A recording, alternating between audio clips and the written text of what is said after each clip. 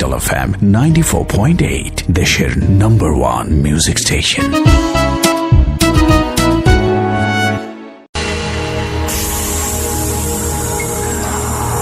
শুনছেন capital FM 94.8 শনিবারের বিশেষ আয়োজন, মধ্যরাতের বিশেষ আয়োজন তাবিজে।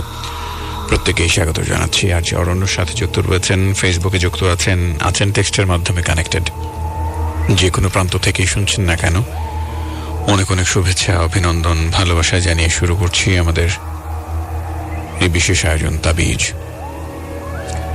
আমরা যা বিশ্বাস করি, যা দেখি, যা দেখি না, এর বাইরেও আমাদের প্রত্যেকটা অধ্যায় থাকে, যার অনেক কিছুই থাকে আমাদের অজানা।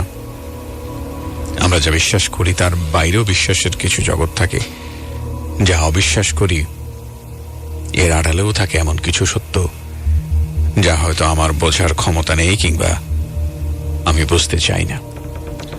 facebook.com/capitalfm 948 এই ঠিকানায় যুক্ত হয়ে শনিবারের বিশেষ আয়োজন তাবিজের সাথে যুক্ত হতে পারেন। টেক্সট করতে চাইলে CFM স্পেস আপনার নাম সঙ্গে আপনার লোকেশন লিখে আপনার সেই কমেন্ট পাঠিয়ে দেবেন 26969 এই নম্বরে, তবে সেটা আমার কাছে এসে পৌঁছে যাবে। আর যারা প্রত্যেক সপ্তাহের মতো গুনে গুনে 7টা দিন পরে আবারও যুক্ত হয়েছেন অরণ্যর সাথে, নিজের জীবনের সেই গুরুত্বপূর্ণ ঘটনাটি শেয়ার করবার জন্য, প্রত্যেকটি বন্ধুর সাথে আপনার জীবনের সেই লোমহর্ষক অধ্যায়ের একটা পরিচয় করিয়ে দেওয়ার জন্য আপনাকে বলবো, ফেসবুকের যে পোস্ট রয়েছে সেই পোস্টে কমেন্ট করে পুরো ঘটনাটি একসাথে লিখে পাঠিয়ে দিন। আমি সেটা পড়ে শোনাবো আমাদের সব বন্ধুদের জন্য। আর টেক্সট করতে চাইলে হয়তো পুরো ঘটনা একসাথে আপনি লিখে পাঠাতে পারবেন না, শুধুমাত্র আপনার ইচ্ছে আগ্রহের কথাটাই লিখতে পারবেন। অনেকেই আছেন একসাথে পুরো ঘটনা লিখে পাঠাতে পারেন না, আমাদের ফেসবুকের কমেন্টে লিখতে গেলে অনেকটা সময় লেগে যায়, সেজন্য, অথবা সবটুকু একসাথে হয়তো আপনি পাঠাতে পারেন না কোনো একটা নির্দিষ্ট সীমাবদ্ধতার কারণে। ইনবক্সে লিখে পাঠালে পুরোটা একসাথে আমার কাছে এসে পৌঁছে যাবে এবং সেটা আমি পেয়ে যাব। অনেক বন্ধুরাই কিন্তু আমাদের ইনবক্সে লিখে পাঠান, আপনিও চাইলে ঠিক সেভাবে লিখে পাঠাতে পারেন। অনেকে আছেন নাম ঠিকানা প্রকাশে অনিচ্ছুক হিসেবে যারা, তারাও চাইলে পাঠাতে পারেন, কোনো সমস্যা নেই। আর একটা বিষয় শুরুতে একটু বলে রাখতে চাই, আগামী সপ্তাহ থেকে আমরা তাবিজে, বিশেষ করে যেহেতু এটা আপনাদের আয়োজন, সুতরাং আমাদের অতিথিদেরকে আমরা আমন্ত্রণ জানাতে চাইব, যারা তাবিজ অনুষ্ঠানে অতিথি হয়ে আসতে চান তাদের আগ্রহের কথা লিখে জানাবেন আমাদের ফেসবুকের ইনবক্সে, যে আমি তাবিজ অনুষ্ঠানে অতিথি হয়ে আসতে চাই। সেই সাথে আপনার সেল নাম্বারটা ফেসবুকের ইনবক্সে লিখে পাঠাবেন, যাতে করে আমাদের তাবিজ টিম আপনার সাথে যোগাযোগ করে নিতে পারে এবং আপনাকে এই তাবিজ অনুষ্ঠানে সরাসরি আপনার জীবনে সেই ঘটনাটা শেয়ার করবার একটা সুযোগ করে দিতে পারে। আমি আবার বলছি, যারা আমাদের সাথে সরাসরি যুক্ত হতে চান তাদের জন্য এই অপশনটি রয়েছে।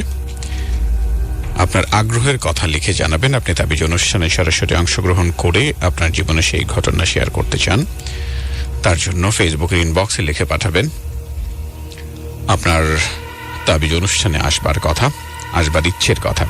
সেই সাথে আপনার সেল নাম্বারটা লিখতে একেবারেই ভুল করবেন না। এবং আশা করি এই প্রক্রিয়াতে আপনার সাথে আমার কথা হয়ে যাবে, হয়তো আপনার সাথে আমার দেখাও হয়ে যাবে।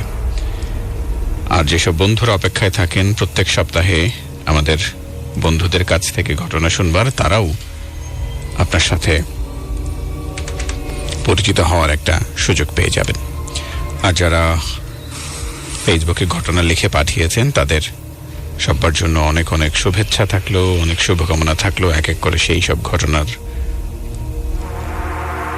উন্মোচন করব আমি। যারা লিখে পাঠিয়েছেন কিছুটা সময় অপেক্ষা করুন, একসাথে আমি সেই ঘটনাগুলো শেয়ার করার চেষ্টা করছি।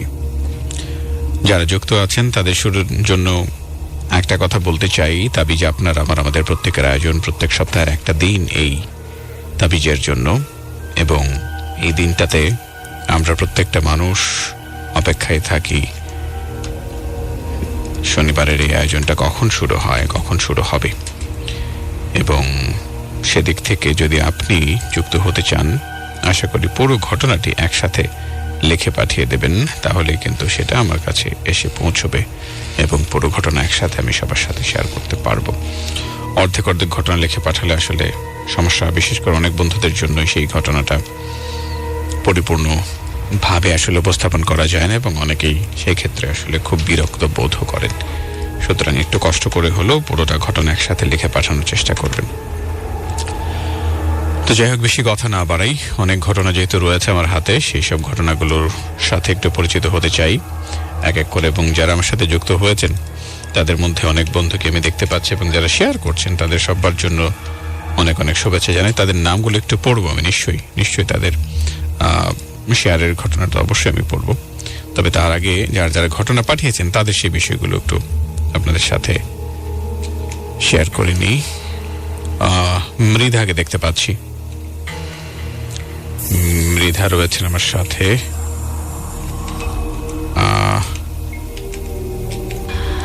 হ্যাঁ, মৃধার ঘটনাটা আমি শেয়ার করবো কিছুক্ষণের মধ্যেই। শাহিন মৃধা, অসংখ্য ধন্যবাদ এবং যারা শেয়ার করছেন তাদেরকে অসংখ্য অসংখ্য ধন্যবাদ। একটু ছোটখাটো ফর্মালিটিস আমরা সেরে নিলাম এবং এর মধ্যেই আমাদের দাবি অনুষ্ঠান শুরু হয়ে যাচ্ছে। আর একটা বার একটু যদি বলে রাখি, কারণ হচ্ছে যে আমরা এই বিষয়টাতে একটু কাজ করার চেষ্টা করছি আগামী সপ্তাহ থেকে, যাতে আপনি বা আপনারা আমাদের স্টুডিওতে সরাসরি উপস্থিত থাকতে পারেন। তার জন্য আপনার ইচ্ছা আগ্রহের কথা, আপনি এই অনুষ্ঠানে সরাসরি উপস্থিত থাকতে চান, সেটা লিখে পাঠিয়ে দেবেন। আর আমাদের ফেসবুক ইনবক্সে লিখবেন, যাতে করে আপনার সাথে আমরা কন্ট্যাক্ট করতে পারি এবং ডেফিনেটলি আপনার কন্ট্যাক্ট নাম্বার অবশ্যই আপনি দেবেন, যেন আপনার সাথে আমাদের টিম যোগাযোগ করে নিতে পারে।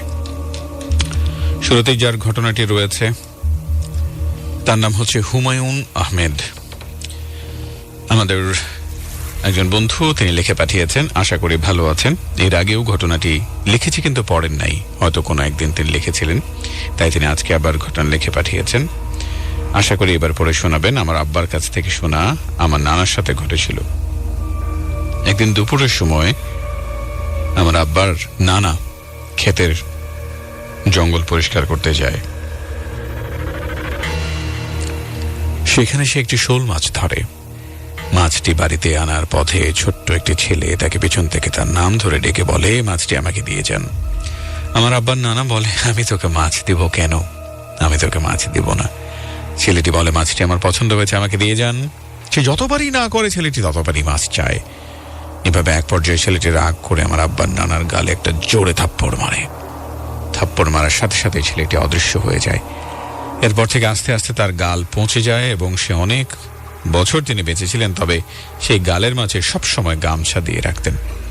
পুরো ঘটনাটি ভালোভাবে লিখতে না পারার জন্য দুঃখিত। যাই হোক, পুরো ঘটনা না লিখলেও যে এইটুকু তুমি লিখে পাঠিয়েছো সেটাই আসলে যথেষ্ট এবং আশা করি আমাদের বন্ধুরা সেটা বুঝতে পেরেছেন। রেফাত হাসান রয়েছেন এরপরে আমাদের সাথে, বলছেন, আসসালামু আলাইকুম ভাইয়া, কেমন আছেন? জি ওয়ালাইকুম আসসালাম, ভালো আছি, আশা করি আপনি ভালো আছেন। হ্যাঁ, আমি ভালো আছি। আমার নাম রিফাত। ঘটনাটা আমাদের বাসার পাশে একটা ছোট্ট মেয়ের সাথে ঘটেছিল। আমাদের বাসার পশ্চিম দিকে একটা অনেক বড় জাম্বুরা গাছ আছে। সে গাছের পাশে দিয়েই মেয়েটি তখন খেলছিল। খেলতে খেলতে যখন সে গাছের নিচে দিয়ে দৌড়ে যাচ্ছিল, তখন সে অনুভব করলো তার পায়ে যেন একটা কিছু স্পর্শ লাগলো,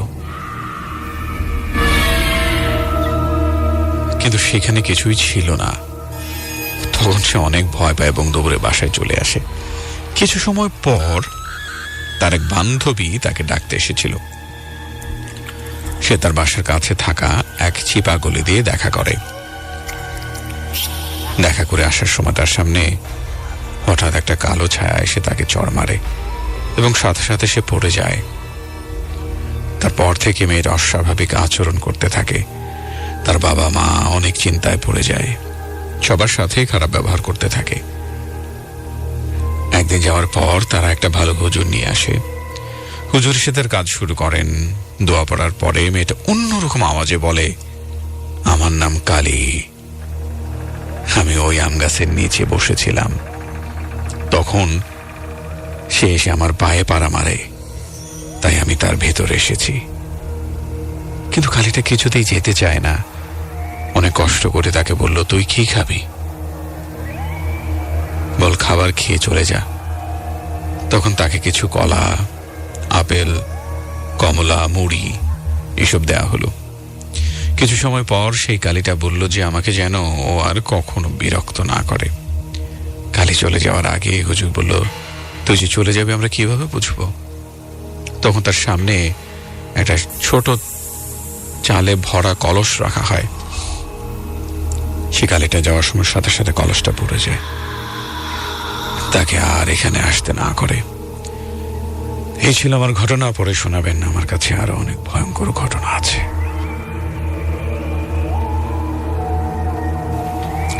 নিশ্চয়ই খুব ছোট্ট একটা ঘটনা, তারপরও বিশেষ করে আমাদের গ্রামাঞ্চলে যখন এরকম কোনো ঘটনা ঘটে এবং মানুষজন যখন একসাথে গ্রামের উঠোনে কিংবা কারো বাড়িতে যখন কোনো কবিরাজ আসেন, সবাই একসাথে গোল হয়ে দাঁড়িয়ে সে ভিকটিমের দিকে তাকিয়ে থাকেন। কি অদ্ভুত রকম আচরণ করেন এক একজন মানুষ, নিজের চোখে বিশ্বাস করা যায় না।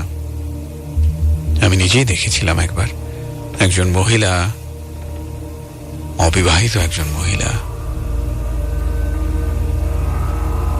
এখনো আমার গা শিউরে ওঠে, মাটিতে পড়ে গড়াগড়ি খাচ্ছেন। তার কিছুক্ষণ পরে একজন কবিরাজ আসলেন, এসে অনেকক্ষণ ধরে অনেক কিছু করলেন। এখানে পানি পড়া দিলেন, ওখানে একটু ধোঁয়া জ্বালালেন, আরো অনেক কিছু করবার পরে ধীরে ধীরে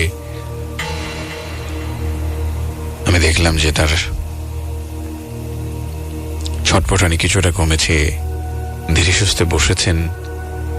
কিন্তু হঠাৎ করে কি এক অদ্ভুত আওয়াজ, মানে সম্পূর্ণ ব্যতিক্রমী পরিবর্তিত একটি আওয়াজ একজন পুরুষ কণ্ঠে কথা বলতে শুরু করে দিলেন। আমি সেদিন খুব ভয় পেয়েছিলাম। আমি তখন অনেক ছোট, তখনকার ঘটনা। তারপর সেখান থেকে চলে আসি। এরকম ঘটনা অনেক আছে, অনেক জায়গায় এরকমটা হয়ে থাকে। যাই হোক, পরের ঘটনায় যাই। যারা রয়েছেন সঙ্গে আরো একবার বলতে চাই, তাবিজ অনুষ্ঠানে সরাসরি যুক্ত হতে চাইলে, যদি আপনি সরাসরি উপস্থিত থাকতে চান, তাবিজ অনুষ্ঠানে অংশগ্রহণ করবার আগ্রহের কথা লিখে জানান। ফেসবুক ইনবক্সে লিখে পাঠিয়ে দিন আপনি তাবিজ অনুষ্ঠানে অংশগ্রহণ করতে চান, নিজের কণ্ঠে আপনার সেই ঘটনাগুলো শেয়ার করতে চান, কিংবা আপনি শুনেছেন এমন কোনো ঘটনা শেয়ার করতে চান। সেই সাথে আপনার সেল নাম্বারটা লিখতে একদম ভুল করবেন না। আমাদের টিম আপনার সাথে যোগাযোগ করে নেবে এবং আপনাকে আমরা পেয়ে যাব সরাসরি। যাই হোক, পরের যে বন্ধু আমার সাথে রয়েছেন তার নাম ওমর ফারুক। বলছেন, আসসালামু আলাইকুম অর্ণ ভাইয়া, কেমন আছেন? জি আলহামদুলিল্লাহ, ভালো আছি। আজকে আমি যে ঘটনাটি শেয়ার করব তা আমি আমার এলাকার এক বড় ভাইয়ের কাছ থেকে কালেক্ট করেছি, এবং এই সেম ঘটনাই আমি ফেসবুকে একবার পড়েছিলাম সম্ভবত। আপনারা হয়তো এই ঘটনাটি ফেসবুকে পড়ে থাকবেন। দুই জায়গা থেকে একই ঘটনা কালেক্ট করায় আমার মনে হলো আপনাদের মাঝে শেয়ার করার কথা, তাই করলাম। এক্ষেত্রে আমি একটা বিষয় আগে থেকে একটু আপনাকে কনফার্ম করে রাখতে চাই। অনেকে আমাকে বলে থাকেন যে শ্রোতারা যখন ঘটনা লিখে পাঠান, সে একই ঘটনা অন্য কোথাও তারা দেখেছেন, পড়েছেন কিংবা শুনেছেন। আমি বলবো এটা হয়তো হতে পারে। এমন ক্ষেত্রে আমার অনুরোধ থাকবে যাতে করে একই ঘটনা অন্তত কপি পেস্ট যেন না হয়।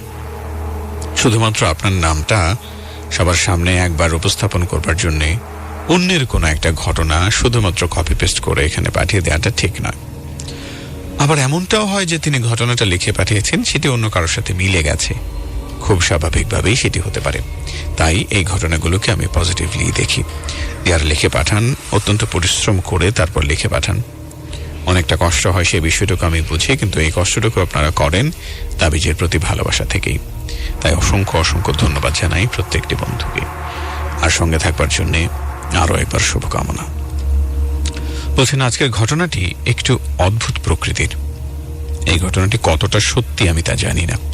বিশ্বাস করা আর না করা সম্পূর্ণ আপনার ব্যক্তিগত ব্যাপার। ঘটনাটি ঘটেছিল একটি গ্রামে।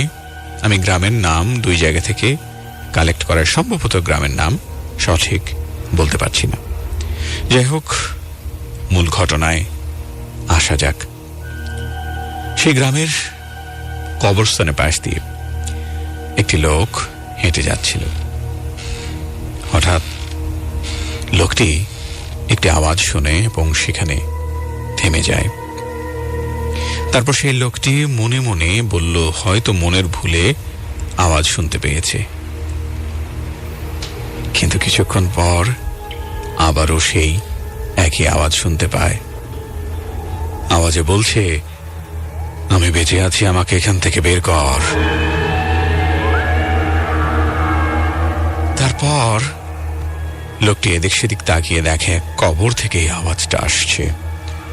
লোকটি সেই কবরের পাশে যায় এবং বুঝতে পারে আওয়াজটা এই কবর থেকেই আসছে।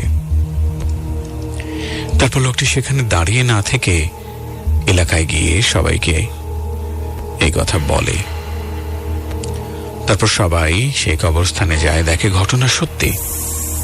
তাই তারা সেই গ্রামের মসজিদের বড় ইমামের সাথে কথা বলে, কবরের কিছু অংশ খোঁড়ে এবং দেখে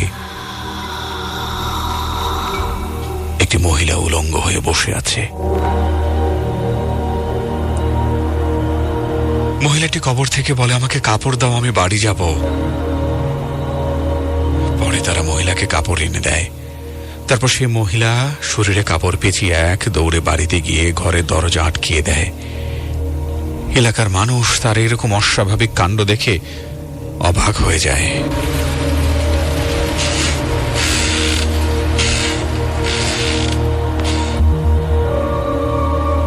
এবং সবাই তার বাড়িতে গিয়ে দরজা খুলতে বলে, কিন্তু সে দরজা খুলে না। তারপর সেই মহিলাটির কিছু আত্মীয় স্বজন তাকে দরজা খুলতে বললে সে বলে, আমার কাছে এসো না, তোমরা ভয় পাবে। তারপর তার আত্মীয় স্বজনরা বলে, আমরা তোমাকে দেখবো না, তুমি দরজা খুলো। তারপর মহিলাটি দরজা খুলে এবং তার কিছু আত্মীয় স্বজন ভেতরে গিয়ে দেখে তার মাথায় কোনো চুল নেই এবং মাথার চামড়াগুলো ঝলসানো। এসব দেখে তারা জিজ্ঞেস করে, তোমার মাথায় চুল কই? মহিলাটি বলে, পৃথিবীতে বেঁচে থাকতে আমি কোনোদিন মাথার চুল ঢাকতাম না বা মাথায় কাপড় দিতাম না, তাই কবরের আযাবের ফেরেশতারা আমার মাথার চুল টেনে টেনে তুলেছে।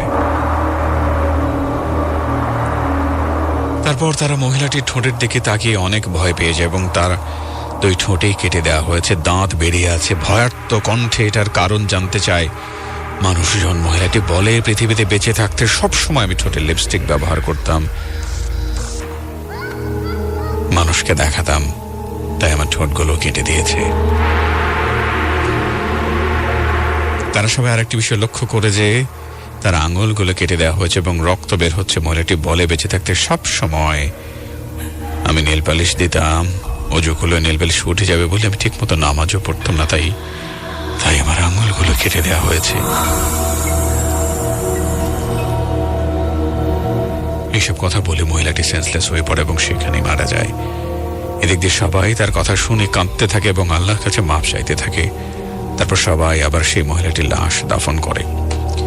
এই ছিল আমার ঘটনা। আসলে ঘটনাটি লিখতে গিয়ে আমার অনেক খারাপ লাগে। আমি আগেই বলেছি ঘটনাটি কতটা সত্যি তা আমি জানি না। আপনার বিশ্বাস করা না করা নিয়ে আমি ঘটনাটি শেয়ার করেছি এই জন্য যে ঘটনাটি শুনে যাতে আমি কিছু শিক্ষা নিতে পারি বা নিজেকে যাতে উপলব্ধি করতে পারি। মনে রাখবেন, পৃথিবীতে সবচেয়ে সুনিশ্চিত বিষয় হচ্ছে মৃত্যু, আর অনিশ্চিত বিষয়টা হচ্ছে মৃত্যুর আগের সময়কাল।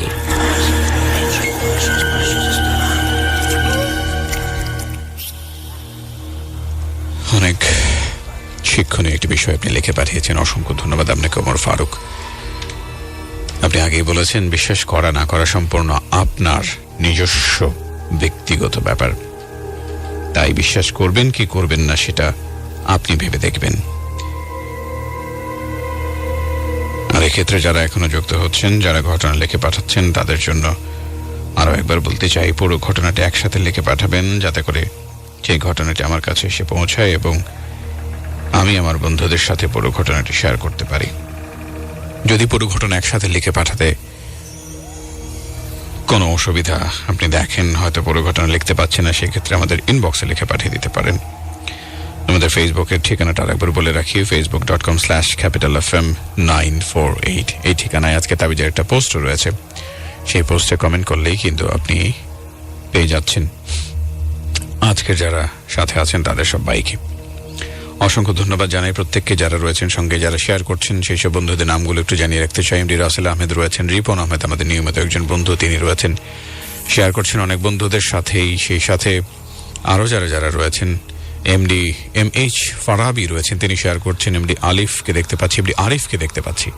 রিপন আহমেদ আবারও রয়েছেন, অনেকগুলো জায়গায় তিনি শেয়ার করছেন, অনেকগুলো পেজে তিনি শেয়ার করেছেন, সেই সাথে অনেকগুলো গ্রুপে দেখতে পাচ্ছি। এই বিষয়টা ভালো, যত বেশি পেজ এবং যত বেশি গ্রুপে আপনি শেয়ার করতে পারবেন তত বেশি বন্ধু আমাদের সাথে কিন্তু যুক্ত হতে পারবেন।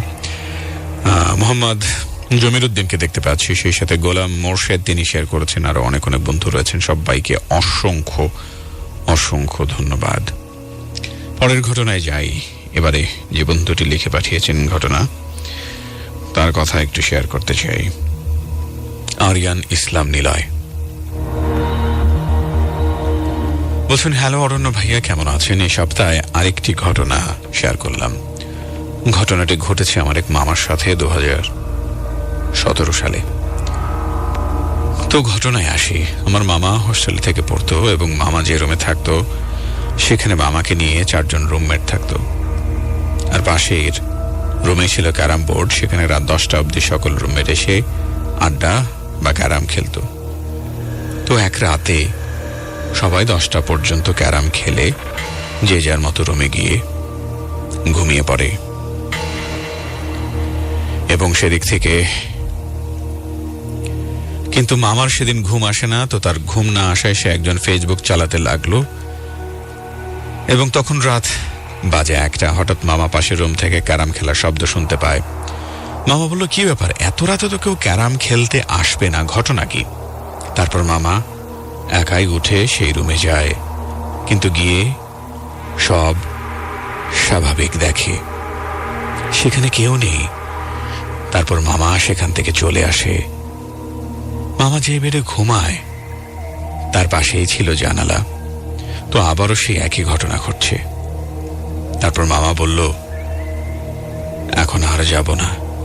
এই বলে মামা জানালা দিকে তাকাতেই দেখে এক ভয়ঙ্কর বিভৎস চেহারা নিয়ে কেউ যেন তাকিয়ে আছে। মামা ভয়ে চিৎকার দিয়ে ওঠে এবং সবাই জাগ্রত হয়ে যায়। সবাই বলে, কি হয়েছে? তারপর মামা সবকিছু খুলে বলে তারা যেন সেখানে কিছুই নেই দেখতে পায়। হোস্টেলে এইরকম ঘটনা প্রায় অনেকের সাথেই অনেকবার ঘটেছে, কারণ সেখানে নাকি একটা স্টুডেন্ট ফাঁসি দিয়ে মারা গিয়েছিল। তারপর থেকে নাকি এইরকম ঘটনা হয়। তারপরে মামা সেই হোস্টেল ছেড়ে চলে আসে। এই ছিল আমার ঘটনা। তাবিজ অনুষ্ঠানটি সত্যি অনেক ভালো লাগে, কিন্তু এই অনুষ্ঠানটা সপ্তাহে 2 দিন করলে ভালো হতো। আর তাবিজের একটা অফিসিয়াল ইউটিউব থাকলে ভালো হয়, ঘটনাগুলো পরেও শোনা যেত, কারণ সবাই তো আর রাত জেগে অনুষ্ঠান শুনতে পারে না, তাই অনেকে ইউটিউব থেকে দিনের বেলা শুনতে পেত। অসংখ্য ধন্যবাদ আপনাকে আপনার মূল্যবান মন্তব্যের জন্য, তাবিজের প্রতি ভালোবাসার জন্য। আর 2 দিন আপাতত করা সম্ভব নয়, একদিন চলছে, নিশ্চয়ই আমরা সেটা উপভোগ করছি। আর তাবিজের ইউটিউব রয়েছে, বিশেষ করে আমাদের ক্যাপিটাল FM 94.8 এর অফিসিয়াল ইউটিউব চ্যানেল রয়েছে, সেখানে কিন্তু তাবিজের প্রত্যেকটা এপিসোড আপনারা পেয়ে যান। এবং কিছুদিন পরপরই আমাদের সেখানে যে প্লেলিস্ট রয়েছে তাবিজের, শুধু ক্যাপিটাল FM 948 অফিসিয়াল, আবার বলছি youtube.com/capitalfm948 অফিসিয়াল, এই ঠিকানায় আপনি যখন জয়েন করবেন তখনই কিন্তু পেয়ে যাবেন আমাদের ইউটিউব চ্যানেলটি, এবং সেখান থেকে আপনি যুক্ত হয়ে যেতে পারবেন অসংখ্য বন্ধুদের সাথে। আর পাশাপাশি আপনি যে তাবিজের কথা বলছেন, তাবিজের এপিসোডগুলো সেখানে পেয়ে যাবেন, প্লেলিস্ট আকারে দেয়া থাকে, সুতরাং একবার নজর পড়লেই আপনি সবগুলো এপিসোড সেখানে এক এক করে শুনতে পাবেন। অলরাইট, তারপরের ঘটনাটি যিনি পাঠিয়েছেন তার নাম শাহিন মৃধা, যার কথা বলছিলাম। এবারে তার ঘটনাটি পড়ে শোনাবো। শাহিন মৃধা আমাদের একজন নিয়মিত বন্ধু, বলছেন, আসসালামু আলাইকুম অর্ণ ভাই, কেমন আছেন? শাহিন মৃধা, আমি পটুয়াখালীর জেলার ছোট বিঘা ইউনিয়ন থেকে বলছি। আজ যে ঘটনাটি শেয়ার করলাম এটি আমার বন্ধু তানিশার ঘটনা। সে আজ অ্যাপ দিয়ে শুনছে তাবিজ অনুষ্ঠানটি। ঘটনাটি 1970 সনের দিকে। তানিশার দাদার সাথে তাদের বাড়ি ছিল পটুয়াখালী জেলার পায়রা বন্দরের এক প্রান্তে এবং তানিশার দাদার শ্বশুর বাড়ি ছিল পায়রা বন্দরের অপর প্রান্তে। তার মানে পায়রা নদীর এক পারে তানিশাদের বাড়ি, অপর পারে তার দাদার শ্বশুর বাড়ি। তো তার দাদি তার বাপের বাড়িতে অনেক জমি পেয়েছিলেন। সেগুলো তার দাদা নিজে এই পার থেকে দিনমজুর নিয়ে নৌকায় করে হাল চাষ করতেন। তখন সময় ভাদ্র মাস। একদিন তার দাদা নদীর ওই পারে যাবেন জমিতে ধানের বীজ রোপণ করতে, কিন্তু তখন হঠাৎ করে কোনোদিন মজুরি বা কামলা পেলেন না। তখন তার দাদা কোনো লোক না পেয়ে তার মেঝো চাচাকে নিয়ে যাবেন ঠিক করলেন। তখন তার মেঝো চাচা মাদ্রাসায় পড়তেন। যেই ভাবা সেই কাজ। একটি নৌকা ভর্তি ধানের বীজ তুললেন এবং সন্ধ্যা রাতে বললেন রাত ঠিক 2টার দিকে তারা রওনা দেবেন, কারণ পায়রা নদীটা হাতের দাঁড় বেয়ে পাড়ি দিতে হবে অনেক পথ। যথাযথভাবে ঠিক তারা রাত 2টার দিকে রওনা দিলেন এবং যখন তারা ঠিক পায়রা নদীর মাঝামাঝি স্থানে গেলেন, ঠিক তখন তার দাদা লক্ষ্য করলেন যে নৌকা থেকে রাতের আঁধারে কারা যেন ধানের বীজ ফেলে দিচ্ছে এবং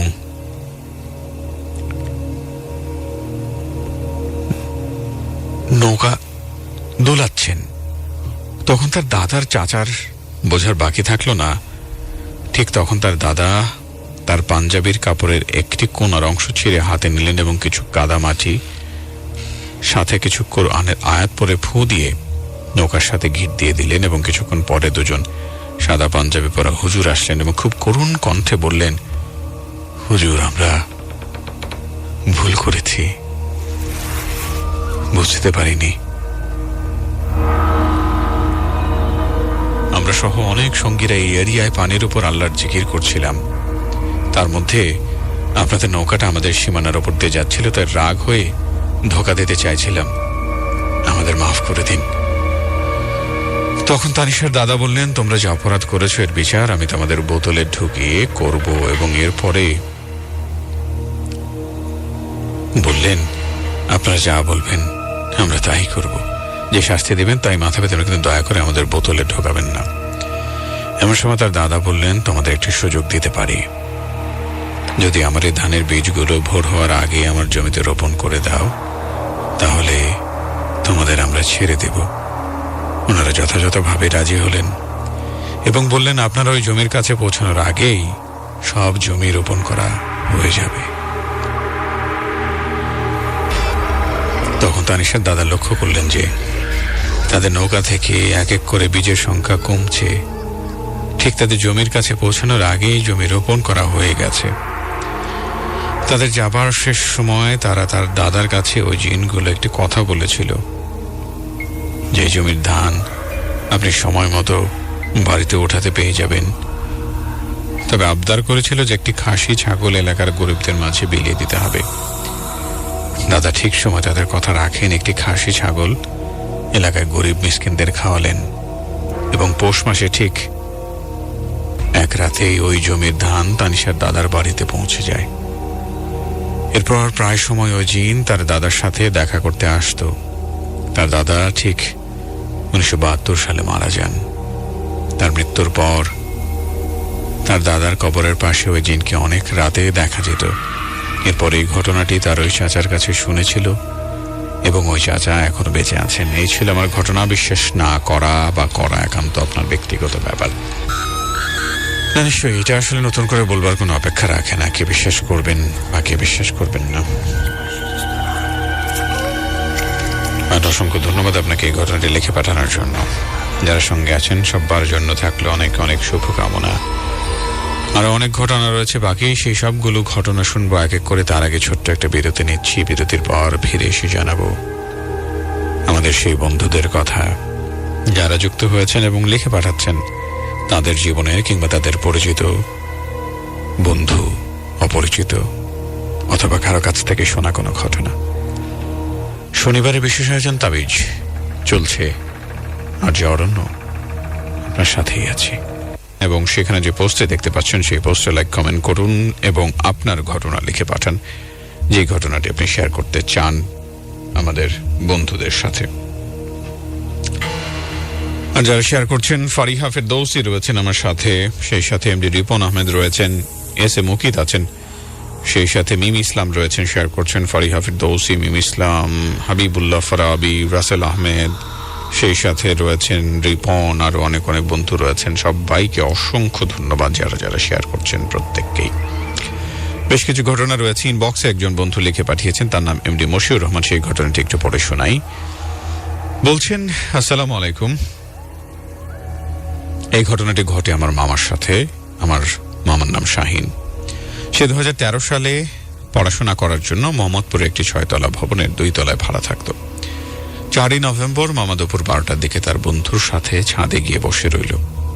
কিছুক্ষণ পরে মামার কিছু বন্ধু পানি পান করতে যখন নিচে আসলো, তখন মামা দেখলো 2টি সাদা অবয়ব মামার দিকে আসছে। একটি অবয়ব নানুর রূপ ধারণ করে মামাকে বলল, সামনে থেকে সর। এ বলে অবয়বটি মামাকে ধাক্কা দিয়ে 6 তলার ছাদের রেলিং থেকে বাইরে ফেলে দিল। তখন মামা দেখলো আরেকটি অবয়ব মামাকে কোলে করে নিচে নামাচ্ছিল। মামা ছাদ থেকে পড়ে যায়, কিন্তু মামার শরীরের কোনো হাড় ভাঙেনি, শুধু মাথায় রক্তক্ষরণ হয়েছিল। এর জন্য মামা 2 মাস কোমায় চলে যান। এরপর মামা ধীরে ধীরে সুস্থ হয়ে ওঠেন। তখন মামা প্রচুর খাবার খেতেন। দৈনিক 3 কেজি চালের খিচুড়ি খেতেন তিনি। খাবার না দিলে সবাইকে মারতেন, কিন্তু কথা বলতে পারতেন না। 6 মাস পর একজন ভালো হুজুর দেখালে মামা সেই দিন থেকে কথা বলতে পারতেন। এরপর মামা সবাইকে ঘটনাটি বলেন। হুজুর মামাকে কিছু তাবিজ দিয়েছিলেন, কিছুদিন রাখতে। হুজুর বলেছিলেন ওই জিনগুলো ছিল একটি ভালো একটি খারাপ। এরপর মামার আর কিছুই হয়নি, মামা একদম সুস্থ হয়ে ওঠেন। ঘটনাটি কারো বিশ্বাস করতে কষ্ট হলে এই এলাকায় গিয়ে খবর নিতে পারেন। অসংখ্য ধন্যবাদ আপনাকে সঙ্গে থাকবার জন্য। বিশ্বাসের বিষয় আসলে আপনার বা আমার কারোরই কিছু বলার প্রয়োজন নেই। যারা আছি আমরা খুব ভালো করেই জানি, বিশ্বাস করা না করা সম্পূর্ণ নিজস্ব ব্যক্তিগত বিষয়। যাই হোক, এরপরের ঘটনা একটু পরে শোনাই। আবু সুফিয়ান শিহাব রয়েছেন আমার সাথে। বলছেন, আসসালামু আলাইকুম অর্ণব ভাই, আশা করি ভালো আছেন। আজ আমি আমার বন্ধুর সাথে শেয়ার করতে চাই, আমার ঘটনা শেয়ার করতে চাই, বন্ধুর ঘটনা শেয়ার করতে চাই, যার নাম জুলফিকার। যাক, কথা না বাড়িয়ে ঘটনায় যাই। আমার বন্ধু যেইভাবে বলেছে আমি ঠিক সেইভাবেই বলছি। সে বলেছে ঘটনাটি আমার বন্ধুর ভাই হিমেলের সাথে ঘটে। একদিন হিমেল বাড়ির কি জানি কাজে বাজারে যায়। সেখানে গিয়ে দেখে তার বন্ধুদের সাথে দেখা হয়। তাদের সাথে গল্প করতে করতে সময়ের কথা মনেই ছিল না। হঠাৎ তার ঘড়ির উপর নজর পড়ল, দেখলো 9:30 বাজে। তার মনে পড়ল বাড়ির কাজের কথা। তার মা বলেছিলেন বাজার থেকে যেন মাছ নিয়ে আসেন। হিমেল তার বন্ধুদের বিদায় দিয়ে মাছ কিনে বাড়ির পথ ধরল। বাড়ি যেতে আর 30-40 মিনিট সময় লাগবে। একদম ফাঁকা রাস্তা, কেউ নেই রাস্তায়। এমন সময় হিমেল তার চারপাশে অনেক শব্দ শুনতে পেল। সে শুনল তাকে কেউ ডাকছে। সে বুঝতে পারছে না আসলে কোত্থেকে আসছে ডাকগুলো। ডাকার শব্দ আরো বাড়তে থাকলো। হিমেল ভয় পেতে থাকলো এবং সামনে দেখতে পেল একটি কাফনের কাপড় পরা লাশ। হিমেল দেখে আয় এবং আরো ভয় পায়। হিমেল পেছনে দৌড় দিতে থাকে। পিছনে দেখে একই লাশ। হিমেল বলে, কি হচ্ছে আমার সাথে? তখন সে আয়াতুল কুরসি পড়া শুরু করলো। তারপর হিমেল অজ্ঞান হয়ে পড়ে যায়। চোখ খুলে দেখে সে তার বাসায়। সবাই বলল, তোর কাল কি হয়েছিল? রাস্তায় অজ্ঞান হয়ে গিয়েছিলি। হিমেল তখন সব ঘটনা খুলে বলল। তারপর থেকে হিমেল ঘরের বাহিরে কম যায়, সবার কম কথা বলে সবার সাথে। বর্তমানে এমনি অবস্থা। এই ছিল আমার বন্ধু জুলফিকারের ঘটনা। অসংখ্য ধন্যবাদ। ভালো লাগলে পড়ে শোনাবেন। লাভ ইউ অর্ণব ভাই, লাভ ইউ তাবিজ শো। জি, অসংখ্য ধন্যবাদ আপনাকে অনেক অনেক ভালোবাসা জানাই, সঙ্গে আছেন সেই জন্য। সেই সাথে আরো অনেক অনেক বন্ধু রয়েছেন, তাদের ঘটনা রয়েছে, এক এক করে সবগুলো আমি পড়ে শোনাবো। একজন নাম ঠিকানাবিহীন বন্ধু আছেন, তার নাম তিনি লিখে পাঠিয়েছেন অবশ্য পরে। বলছেন, আমার নাম আফ্রিদি, আমি মুন্সিগঞ্জ থেকে বলছি। আমাদের এলাকায় একজন মুরব্বী আছে, তার কাছ থেকে এই ঘটনাটি শোনা আজ থেকে প্রায় 20 বছর আগে। এই ঘটনাটি ঘটেছিল, একটু বলে রাখি, তার একটু নেশা করার অভ্যাস আছে।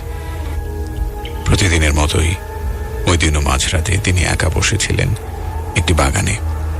পাশে একটি কবর ছিল, কবরটির ঠিক সামনেই বিশাল একটি ঝিল। প্রতিদিনের মতোই তিনি ওই দিনেও নেশা পানি করেছিলেন। হঠাৎ করে তিনি দেখলেন একটা মৃত লাশ, তার গলাটা কাটা, তার মাথাটা তার হাতে, পা দুটো নেই, এবং ক্রমশ তার দিকে এগিয়ে আসছে। আস্তে আস্তে তার দিকে এগোচ্ছে, রক্তগুলো শরীর দিয়ে গড়িয়ে পড়ছে, ক্রমশই তার দিকে এগিয়ে আসছে। তিনি দেখে হতভম্ব হয়ে পড়েন এবং বাঁচার জন্য ছটফট করছিলেন। তিনি আর তার মোবাইলটা হাতে নিয়ে নেন এবং কোনো রকমে মোবাইলটা দিয়ে একজনকে ফোন দিয়ে বলেন, আমাকে বাঁচাও, আমাকে মেরে ফেলবে, আমাকে বাঁচাও। এর সাথে সাথে তিনি তার বাসা থেকে দৌড়ে আসেন এবং অজ্ঞান অবস্থায় তাকে কেউ একজন উদ্ধার করেন। এরপর 1 সপ্তাহ তার প্রচুর জ্বর হয়েছিল। সুস্থ হওয়ার পরে পুরো ঘটনাটা তিনি খুলে বললেন। এই হচ্ছে আমার ঘটনা, পড়ে শোনাবেন আশা করি। নিশ্চয়ই পড়ে তো শোনাবই, এবং আপনাকে অসংখ্য ধন্যবাদ ঘটনা লিখে পাঠানোর জন্য। হুমায়ুন নূর রয়েছেন এরপরে আমার সাথে, তার ঘটনাটি একটু পড়ে শোনাবো। তার আগে কিছু বন্ধু যারা আছেন যুক্ত, তাদের কথা একটু বলি। ইমদাদুল আছেন ধামরাই থেকে, হাফিজ আবু রায়হান আছেন মুন্সিগঞ্জ থেকে, সেই সাথে শাফায়েত বলছেন, শিমুল আছেন, সালমান আছেন, যারা আমাকে টেক্সট করেছিলেন তাদের কথা বলছি। আর যারা ফেসবুকে যুক্ত আছেন অসংখ্য ধন্যবাদ জানাচ্ছি প্রত্যেককেই। যারা শেয়ার করছেন তাদেরকেও অসংখ্য ধন্যবাদ জানাই সঙ্গে থাকবার জন্য। অনেক অনেক বন্ধুকে দেখতে পাচ্ছি। আছেন ইভানা, সেই সাথে আব্দুল্লাহ আলামিন রয়েছেন রফিকুল ইসলাম, এমডি হুমায়ুন নূর, কেমন আছেন? প্রিন্স সুলতান আছেন, নূর জামাল রহমান আছেন, ফারিহা ফেরদৌসি আছেন, সেই সাথে রয়েছেন আর জে জুবায়ের হাসান, আসিফ আল আকাশ রয়েছেন, যার ঘটনা আমি এখন পড়ে শোনাবো। স্বর্ণালী হক রয়েছেন, সেই সাথে আরো অনেক অনেক বন্ধু রয়েছেন।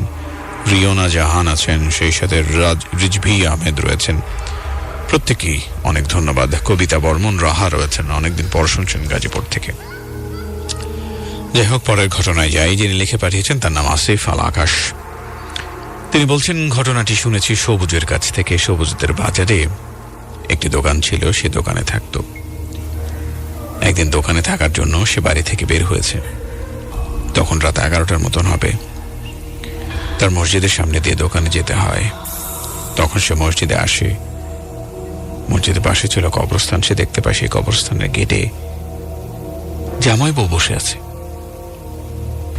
এই দৃশ্য দেখে সবুজ খুব ভয় পেয়ে যায় এবং সাথে সাথে সে দৌড় দিয়ে বাড়িতে চলে আসে। পরে বাড়ির লোকজন নিয়ে আবার সেইখানে যায় সবুজ, কিন্তু তারা কিচ্ছু আর দেখতে পায় না। ইমাম সাহেবকে সে বলল অনেক বছর আগে যেখানে কবরস্থান দেওয়া হয়েছে ওইখানে একটা দম্পতি থাকতো। তাদের কোনো সন্তান ছিল না, তারা দুজন থাকতো। তারা বৈদ্যুতিক কারেন্টের শক খেয়ে তারা মারা যান এবং ওইখানে তাদের কবর দেওয়া হয়। তারপর থেকে অনেক মানুষ নাকি তাদেরকে দেখতে পেয়েছেন বিভিন্নভাবে। আসিফ আল আকাশ, আপনাকে অসংখ্য ধন্যবাদ ঘটনাটি লিখে পাঠানোর জন্য। এবং বিশেষ করে এরকম ঘটনা অনেকের সাথেই ঘটেছে, যারা দোকানে বা কাজের প্রয়োজনে বিভিন্ন জায়গায় রাতে একা থাকতে হয়। এরকম অনেকের সাথেই ঘটেছে, যারা পাহারা দেন, যারা গার্ডের কাজ করেন তাদের সাথে, কিংবা যারা রাতের বেলা মাছ ধরতে যান তাদের সাথে। এরকম আরো বেশ বেশ কিছু ঘটনা আমরা শুনেছি। যাই হোক, এরপরে যে বন্ধুটি লিখে পাঠিয়েছেন তার নাম হুমায়ুন নূর। বলছেন, আসসালামু আলাইকুম অর্ণব ভাই, কেমন আছেন? আশা করি ভালো আছেন। আলহামদুলিল্লাহ, আমি ভালো আছি। আমি আপনার নিয়মিত শ্রোতা, প্রায় 3 বছর ধরে শুনি আপনাকে। আমি ব্রাহ্মণবাড়িয়া জেলার নাসিরনগর থানা থেকে বলছি। আমার নাম হুমায়ুন আলী নূর। আমি আপনার অনেক পুরনো লিসনার। আমার প্রোফাইলের নাম চেঞ্জ, তাই হয়তো চিনবেন না। হ্যাঁ, এফএম এ প্রথম আমার ঘটনা পাঠানো, আশা করছি পড়ে শোনাবেন। জানি না ঠিকভাবে লিখতে পারবো কিনা, তবুও লিখতে বসলাম। ভুল ত্রুটি হলে একটু কষ্ট করে মিলিয়ে নেবেন। কথা না বাড়িয়ে ঘটনায় চলে যাই। তো ভাই, ঘটনাটি যার সাথে ঘটেছে তার ছেলের কাছ থেকে শোনা, ওনার মতো করেই বলছি। আমার বাবা একজন দারোয়ান ছিলেন।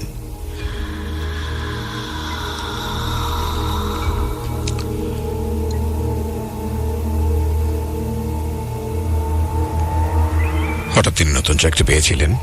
চাকরি বয়স ছিল 15 দিন, তাই সবকিছু বুঝে উঠতে পারছিলেন না। আসছে কেবল, বুঝতে আরো সময় লেগে যাবে। একদিন রাতে তারা দুজন করে ডিউটি দিচ্ছিলেন। একজনকে আসতে হঠাৎ দেরি হবে বলে সবাই চলে যায়।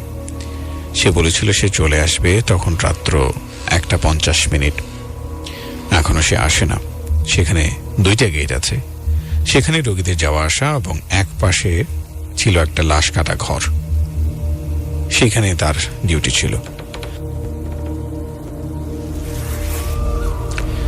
সামনে তো গেট, তো আমার সঙ্গের সাথী না আসায় লাশ কাটা ঘরের সামনের গেট লাগিয়ে দিতে হবে, কারণ ওটা রাত 12টা বাজলেই লাগিয়ে দিতে হয়। গেলাম হাতে করে লাইট নিয়ে। লাগানোর সময় ভালো করে চেক করা হয় যাতে চোর আসতে না পারে। তালা লাগানো শেষ করলাম। শেষ করে গেট থেকে সামনের দিকে তাকাতে না তাকাতে দেখলাম যে একটু দূরে সাদা কাপড় পরানো কেউ যেন বসে বসে কাঁদছে। আমি ভাবলাম হয়তো রোগী মারা গেছে, তার জন্য হয়তো কাঁদছে। তো কেন কাঁদছে তা জানার জন্য তার কাছে গেলাম। বললাম, কি আপনি আর কাঁদছেনই বা কেন? 2বার বলার পর সে বলে উঠল, আমার সব শেষ, মারা গেছে। বুঝতে বাকি রইল না কেউ হয়তো তার মারা গেছে। এই কথা বলে গেট লাগিয়ে দিলাম। যেতে না যেতেই দেখি লোকটি নেই। তো ভাবলাম হয়তো চলে গেছে। গেটে একটা লাইট জ্বলে সব সময়। দেখতে পেলাম 1 ঘন্টা পর জোরে জোরে ডাকতে লাগলো লাশ কাটা ঘরের সামনের গেটের থেকে। ভাবলাম কেউ হয়তো লাশ নিয়ে আসছে। একটু আগাতে দেখলাম একটা ভ্যানের মধ্যে করে একটি লোক লাশ নিয়ে আসছে, কিন্তু ভ্যানের চালকটির মুখটা ছিল চাদরে ঢাকা। তাই ভ্যানের ড্রাইভারকে জিজ্ঞেস করলাম লাশটি কার। 2 থেকে 3বার বলার পর উনি যখন উত্তর দিচ্ছিল না, তখন আমি নিজেই লাশের কাছে গেলাম। কিন্তু একটা জিনিস আমি বুঝতে পারলাম না, উনি দারোয়ান হয়ে লাশ দেখতে চাইছেনই বা কেন? লাশটির কাছে গিয়ে লাশের মুখের বাঁধনটা খুলে দেখলাম যে কতক্ষণ সময় আগে যে লোকটি বসে কান্না করছিল সেই লোকটির লাশ দেখে অবাক হয়ে গেলাম। লাশটি দিকে তাকিয়ে যখন ভ্যানের চালকের দিকে তাকালাম, দেখতে পেলাম যে লোকটির লাশ সেই লোকটি, আর লোকটির নাক এবং কান ছিল না। তা আমরা বুঝতে বাকি রইল না যে লোকটি মানুষ না কোনো অশরীরী আত্মা। আমি দেখে তো অবাক হয়ে গেলাম, এবং তারপর আমি অজ্ঞান হয়ে পড়ে যাই। সকালে সবাই জিজ্ঞেস করে যে কি হয়েছিল। তারপর সব ঘটনা খুলে বললাম। তারপর আর আল্লাহর রহমতে আর কোনো সমস্যা হয়নি। এই ছিল আমার ঘটনা। ভাইয়া, ঘটনাটি ঠিক মতো না লেখার কারণে আন্তরিকভাবে দুঃখিত। ক্ষমা সুন্দর দৃষ্টিতে দেখবেন। প্রথমে লেখা ঘটনা তো, ইনশাল্লাহ আরো ঘটনা লিখে পাঠাবো। সুন্দর করে দোয়া করো আমার জন্য, যেন আমি আরো সুন্দরভাবে লিখতে পারি। লাভ ইউ তাবিজ, লাভ ইউ অর্ণ ভাই। অসংখ্য ধন্যবাদ তোমাকে হুমায়ুন নূর। সঙ্গে আছো সেটাও একটা বড় বিষয়, এবং ভালোবাসা থাকবে তোমার জন্য সবসময়, যাতে করে ঠিক এভাবেই তাবিজের সাথে, তাবিজের পাশে তুমি থাকতে পারো। facebook.com/capitalfm948 এখানে যুক্ত হয়ে আপনার জীবনে সেই ঘটনাটা লিখে পাঠিয়ে দিতে পারেন। ভুবন আমার সাথে যুক্ত হয়েছেন, হাফিজ রায়হান যুক্ত হয়েছেন, নরসিংদী থেকে বলছেন ঘটনাটি সত্য, তবে এটি আবেগ ঘটনা। হ্যাঁ, হয়তো আপনি যা বলছেন এটাই সত্যি হবে, আমিও এরকম একটা ঘটনা পড়েছিলাম কোথাও। অসংখ্য ধন্যবাদ প্রত্যেককেই যারা এখনো পর্যন্ত সঙ্গে রয়েছেন। এই ঘন্টার একেবারে শেষের দিকে রফিকুল ইসলাম বলছেন ভালো আছেন? আছি আলহামদুলিল্লাহ। একদিন আমি কাজ শেষ করে বাড়ি ফেরার পথে, রাত তখন 12:24। আমি তখন কবরের পাশ দিয়ে যাচ্ছিলাম, তখন কবরের পাশ থেকে কেউ একজন আমাকে ডাক দিল। আমি তখন ডাকে সাড়া দেইনি। তারপরে বলল দাঁড়াবে কিনা বল। আমি তখন তাড়াতাড়ি হাঁটতে থাকি। সেই সময় আমার অনুভব হলো কেউ যেন আমাকে ধাওয়া করছে। তখন আমি আরো দৌড়াতে থাকি এবং একটা সময় দৌড়াতে দৌড়াতে আমি হোঁচটকে পড়ে গেলাম এবং দোকানের সামনে। তারপর আমার জ্ঞান চলে যায় এবং জ্ঞান ফেরার পরে তখন আমার এক চাচার বাড়ি এবং চাচা আমাকে তুলে নিয়ে আসেন বাড়ি। তো এই ছিল আমার ঘটনা। খুব ছোট্ট ঘটনা, হয়তো আপনি ঠিক সেভাবে হয়তো লিখেন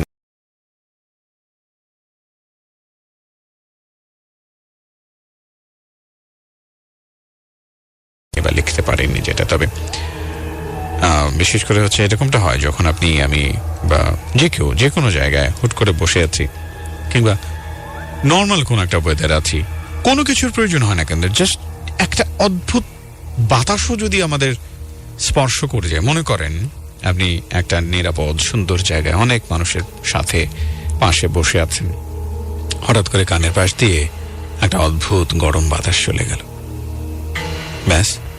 কিংবা কোনো একটা ডাক হয়তো আপনি শুনতে পাচ্ছেন অনেক মানুষের ভিড়েও, যে ডাকটা আর কেউ শুনতে পাচ্ছেন না, সবাই হয়তো আপনাকে বলছেন আপনি পাগল হয়ে গেছেন, আরে কি শুনছিস না শুনছিস, কিন্তু আপনি শুনতে পাচ্ছেন। হয়তো আপনি হাঁটছেন, মনে হচ্ছে যে কেউ একজন আমাকে ফলো করছে, মনে হচ্ছে কেউ একজন আমার পাশে আছে। কেউ বিশ্বাস করবে না হয়তো, তাই না? খুব স্বাভাবিক সেই বিষয়গুলো। বিশ্বাস করা বা না করা সম্পূর্ণ আপনার নিজস্ব ব্যক্তিগত বিষয়, করতেও পারেন নাও করতে পারেন। তবে যারা সঙ্গে রয়েছেন তাদেরকে একটা কথা বলি, তাবিজ অনুষ্ঠানে সেই ঘটনাগুলো আমরা উপস্থাপন করি, যে ঘটনাগুলো প্রত্যেকেরই কোনো না কোনোভাবে কারো না কারো কাছ থেকে শোনা। সুতরাং যখন সেই ঘটনাগুলো শোনা হয় এবং তারপরে যখন আবার অন্য কারোর সাথে সেটা শেয়ার করা হয়, তখন কিছুটা মডিফাই হয়তো হয়ে যেতে পারে। তো সেটাকে অবশ্যই ক্ষমা সুন্দর দৃষ্টিতে দেখাই উচিত। যাই হোক, অনেক কথায় প্রথম ঘন্টা শেষের দিকে চলে এসছে। এই ঘন্টা থেকে বিদায় নিয়ে পরের ঘন্টা আবারও ফিরছি। শুনছেন ক্যাপিটাল FM 94.8, শনিবারের বিশেষ আয়োজন তাবিজের প্রথম ঘন্টা শেষে ফিরছি দ্বিতীয় ঘন্টায়। Stay tuned.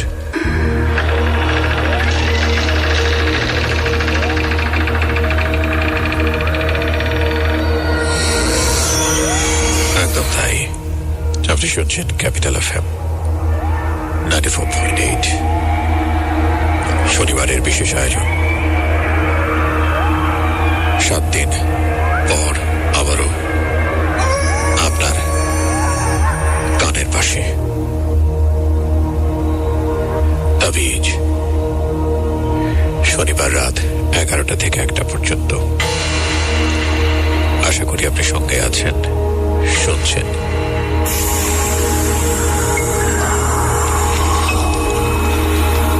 শুরুতেই জানাই যারা সঙ্গে আছে তাদের প্রত্যেকের জন্য আজকের এই রাতটি খুব গুরুত্বপূর্ণ। নিশ্চয়ই আপনার জীবনের ঘটে যাওয়া সেই ঘটনাগুলো যার কোনো ব্যাখ্যা বিশ্লেষণ আপনি কখনো পাননি, অথবা অনেকভাবে খোঁজার চেষ্টা করেছেন, ব্যর্থ হয়েছেন। ঠিক বিশ্বাস আর অবিশ্বাসের মধ্যখানে অবস্থান সেই সব ঘটনার, যার সূত্রপাত কিংবা জবনিকাপাত কোথায় কখন কিভাবে হয় আমরা তার কিছুই জানি না। শুধু এটুকু জানি যে কোনো সময় যে কারো সাথে যে কোনো মুহূর্তে যে কোনো ভাবে এমন কিছু ঘটনা ঘটতে পারে যার জন্য আমরা আগে থেকে একদম প্রস্তুত থাকি না। আপনার পরিচিত বন্ধু, আত্মীয় স্বজন অথবা অপরিচিত কেউ কারো মুখ থেকে শোনা এমন ঘটনাগুলো এখানে শেয়ার করুন, যা কিনা আমি শেয়ার করবো প্রত্যেকের সাথে। facebook.com/capitalfm 948 এই ঠিকানায় আজকের তাবিজের যে পোস্ট দেয়া আছে, সে পোস্টে আপনার সেই ঘটনা লিখে পাঠান। আর যদি টেক্সট করতে চান তাহলে আমরা ফেসবুকের SMS অপশনে যদি আপনি যান, হয়তো আমাকে লিখে পাঠাতে পারবেন ইনবক্সে, কিন্তু সেই ক্ষেত্রে আমাকে একটু জানাতে হবে যে হ্যাঁ আপনি ইনবক্সে লিখে পাঠিয়েছেন। আর যদি আপনার মোবাইলের মেসেজ অপশনে আমাকে SMS করতে চান, তাহলে সেক্ষেত্রে টাইপ করবেন CFM স্পেস আপনার নাম, সঙ্গে আপনার লোকেশন এবং আপনার যে কমেন্ট আপনি আমার সাথে শেয়ার করতে চান লিখে পাঠিয়ে দেবেন 269698 নাম্বারে। তাহলে সেটা আমার কাছে এসে পৌঁছে যাবে। তবে আমি বিশ্বাস করি একই সাথে পুরো ঘটনা লিখে পাঠানোর জন্য ফেসবুকের আমাদের যে কমেন্ট সেকশন রয়েছে সেখান থেকে আপনি পাঠাতে পারেন, অথবা চাইলে আমাদেরকে ইনবক্সে লিখে পাঠাতে পারেন। ফেসবুকের ইনবক্সে লিখে পাঠালে একসাথে আপনার ঘটনা যত বড়ই হোক না কেন সেটা আপনি লিখে একবারে পাঠিয়ে দিতে পারবেন, এবং সেই সাথে আমিও সেই ঘটনা প্রত্যেকের সাথে শেয়ার করতে পারবো। অনেক বন্ধুই আছেন একটি সপ্তাহ ধরে অপেক্ষা করেন বা করেছেন আজকের এই সময়টির জন্য। নিশ্চয়ই পোস্টটিকে বেশি বেশি করে শেয়ার করবেন, পোস্টে লাইক কমেন্ট করবেন এবং অন্য বন্ধুদেরকেও জানাবেন, যাতে করে আজকের এই অনুষ্ঠানটি আমরা সবাই মিলে একসাথে উপভোগ করতে পারি। আরো একবার ফেসবুকের ঠিকানাটা জানিয়ে রাখতে চাই, যারা এই মুহূর্তে আমাদেরকে বেতার তরঙ্গে শুনতে পাচ্ছেন তাদের জন্য। আপনার পুরো ঘটনা একসাথে লিখে পাঠানোর জন্য facebook.com/capitalfm 948 এই ঠিকানায় লিখে পাঠিয়ে দেবেন সেই ঘটনা, যে ঘটনা আপনি আমার সাথে শেয়ার করতে চান। যারা সঙ্গে আছেন প্রত্যেককে অসংখ্য ধন্যবাদ। অনেকগুলো ঘটনা আমার কাছে জমা হয়ে গেছে, যেগুলো এক এক করে আপনার সাথে আমি শেয়ার করব। তার আগে আমাদের পোস্টটিকে যারা শেয়ার করেছেন তাদের সম্পর্কে একটু জানাতে চাই, যারা তাদের ভালোবাসা প্রদর্শন করছেন তাবিজের প্রতি। রোহান আফরাদ, সেই সাথে রয়েছেন ফারিহা ফেরদৌসি, রয়েছেন এমডি রিদওয়ান আহমেদ, আসিফ আল আকাশ, রয়েছেন তফসির হাসান, নাফিজ সহ আরো অনেক বন্ধু যারা আজকের এই তাবিজ অনুষ্ঠানের পোস্টটিকে শেয়ার করেছেন। অসংখ্য ধন্যবাদ প্রত্যেককেই। অনুষ্ঠানের আনুষ্ঠানিকতা শেষে এবারে আমরা মূল ঘটনায় চলে যাব। নিশ্চয়ই তার অপেক্ষায় আছেন যারা ঘটনা পাঠিয়েছেন। একটি ঘটনা লিখে পাঠাতে অনেকখানি কষ্ট হয়, সেটা আমি বুঝি, এবং সেই কষ্টটা আপনি করে থাকেন এই তাবিজ অনুষ্ঠানকে ভালোবেসে, সেটাও আমি বুঝি।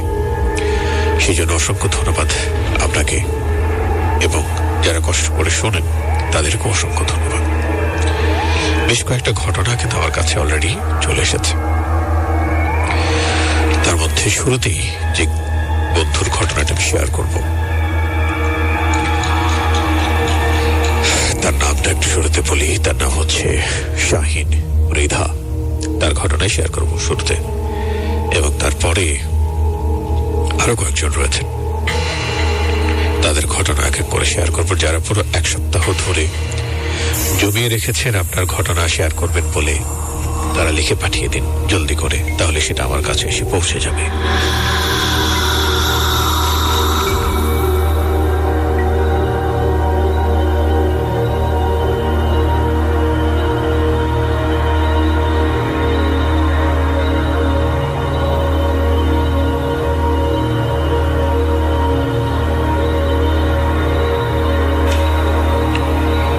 শুরুতেই যিনি রয়েছেন তার নাম হচ্ছে শাহিন মৃধা। বলছেন, আসসালামু আলাইকুম অরণ্য ভাই, কেমন আছেন? আমি শাহিন মৃধা পটুয়াখালী জেলার ছোট বিঘাই ইউনিয়ন থেকে বলছি। অনেক মাস পরে একটি ঘটনা লিখে পাঠালাম। ঘটনাটি কক্সবাজার জেলার উখিয়া থানার পালংখালী ইউনিয়নের পাশে একটি রোহিঙ্গা ক্যাম্পের ঘটনা। আমিও আমার বন্ধুরা কিছু মাস আগে কক্সবাজার গিয়েছিলাম ঘুরতে। তখন একজন রোহিঙ্গার সাথে আমার পরিচয় হয় হোটেলে বসে। সে কক্সবাজার হোটেলে কাজ করে। আমার খুব জানার ইচ্ছে হলো যে রোহিঙ্গারা কিভাবে বাস করে। এক পর্যায়ে তার সাথে কথা বলতে বলতে তাদের রোহিঙ্গা ক্যাম্পের অনেক সুখ দুঃখের কথা বললেন এবং এক পর্যায়ে তিনি তার পরিবারের একটি ভৌতিক অভিজ্ঞতার কথা আমাদের সাথে শেয়ার করলেন এবং বলতে গিয়ে তিনি কেঁদে ফেললেন।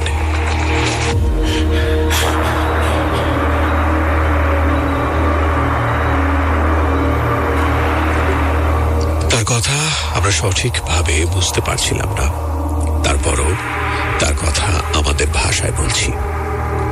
তারা যখন বাংলাদেশে আসেন তখন কোনো মাথা গোজার ঠাঁই পাচ্ছিলেন না। তারা আশ্রয় নিলেন কুতুপালং ক্যাম্পের একটু দূরে। কিছুদিন পর সেনাবাহিনীরা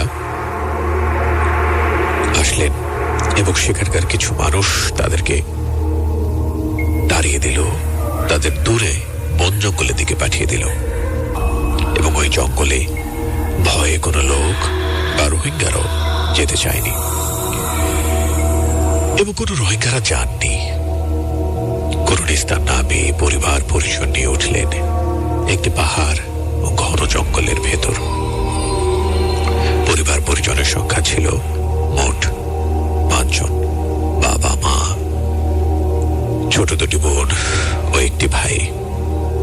প্রথম 2-1 দিন মোটামুটি ভালোই কাটছিল। 3 দিনের দিন রাতে তারা সবাই একসাথে ঘুমিয়ে আছেন।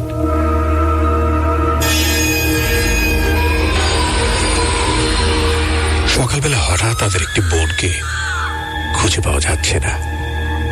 অনেক খোঁজাখুঁজি করলেন, বাট পেলেন না। কারো কাছে এই বিষয়ে অভিযোগ করবেন এমন কোনো পরিস্থিতিও ছিল না। পরের রাতে সবাই আবার ঘুমিয়ে আছেন। হঠাৎ গভীর রাতে তাদের বাবাকে খুঁজে পাওয়া যাচ্ছে না। সকাল গড়িয়ে এলো, কোনো সন্ধান মেলেনি।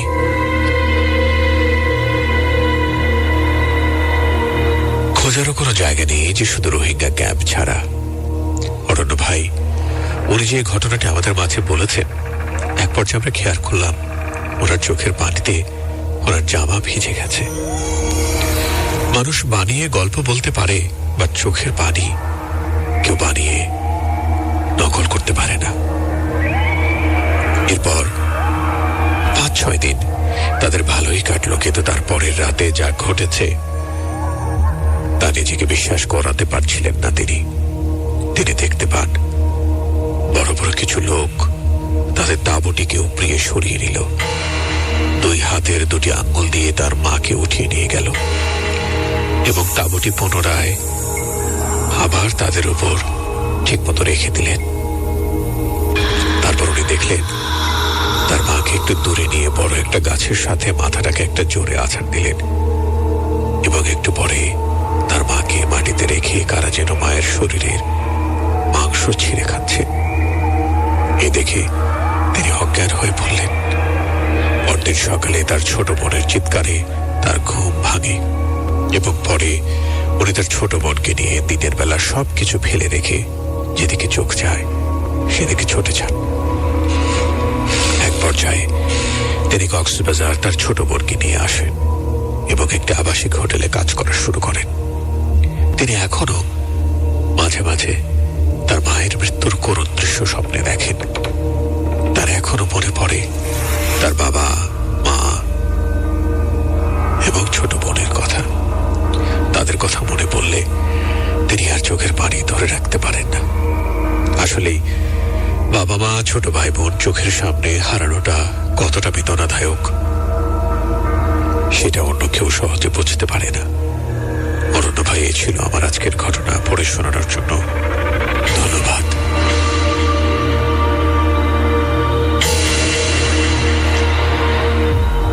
আপনাকে অসংখ্য ধন্যবাদ এই ঘটনাটি শেয়ার করবার জন্য, এবং ঠিক যতগুলো রেফারেন্স দিয়ে আপনি বলেছেন তাতে করে অন্তত এইটুকু বিশ্বাস করি, যারা যেখানে আছেন, যে কোনো পরিস্থিতিতে আছেন, প্রত্যেকেই যে কোনো সময় যে কোনো ভাবে যে কোনো বিপদের সম্মুখীন হতে পারেন। তাই সৃষ্টিকর্তার কাছে একটাই প্রার্থনা করব, তিনি যেন প্রত্যেককেই সাবধানে রাখেন, ভালো রাখেন, এবং তারা যেন সবাই নিরাপদে থাকেন। ঠিক এই অনুরোধটুকুই করবো আমার বন্ধুদেরকে, যারা এই মুহূর্তে শুনছেন ক্যাপিটাল FM 94.8 শনিবারে বিশেষ আয়োজন তাবিজ। জানি আসলে যত সাবধানী আপনি থাকেন না কেন, তারপরও মাঝে মাঝে কিছু সময় আমাদের সব সাবধানতার বাইরেও এমন কিছু ঘটনা ঘটে যার কোনো ব্যাখ্যা বিশ্লেষণ আমাদের কাছে কখনোই থাকে না। তাবিজ সেই অদ্ভুত ঘটনাগুলোই বর্ণনা করে।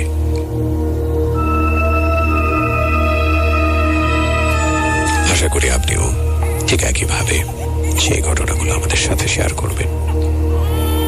এবারে যিনি পাঠিয়েছেন ঘটনা, তার নাম ওমর ফারুক। বলছেন, কেমন আছেন অরণ্য ভাইয়া?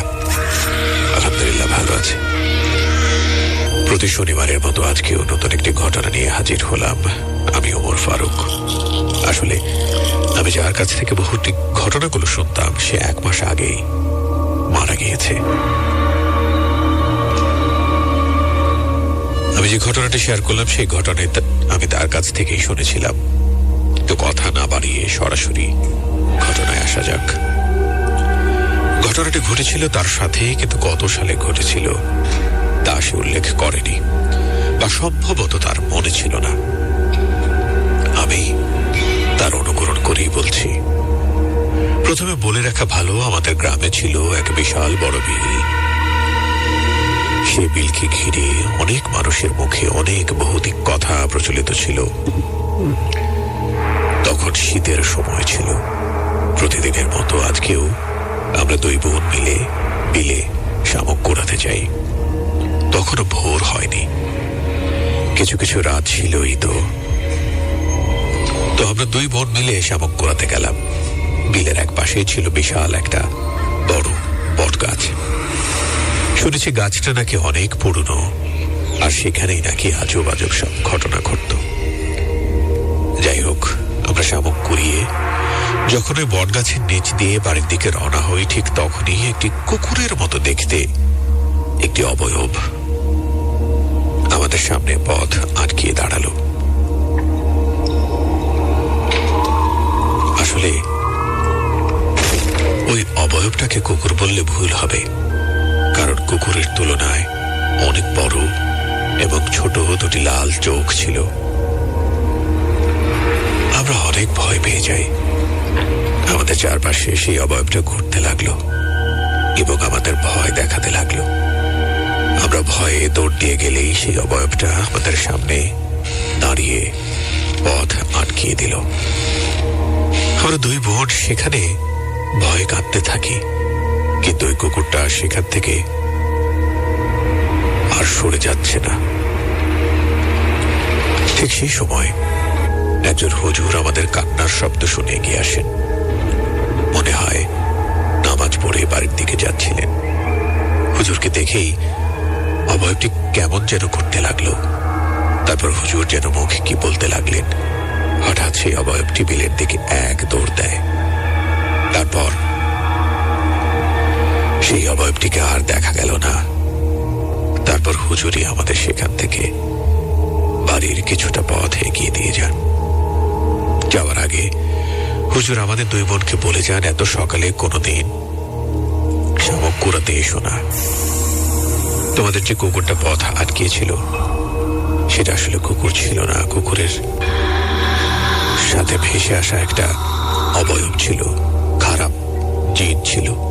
তোমাদের ভাগ্য ভালো ছিল যে আমি ওখান দিয়ে যাচ্ছিলাম।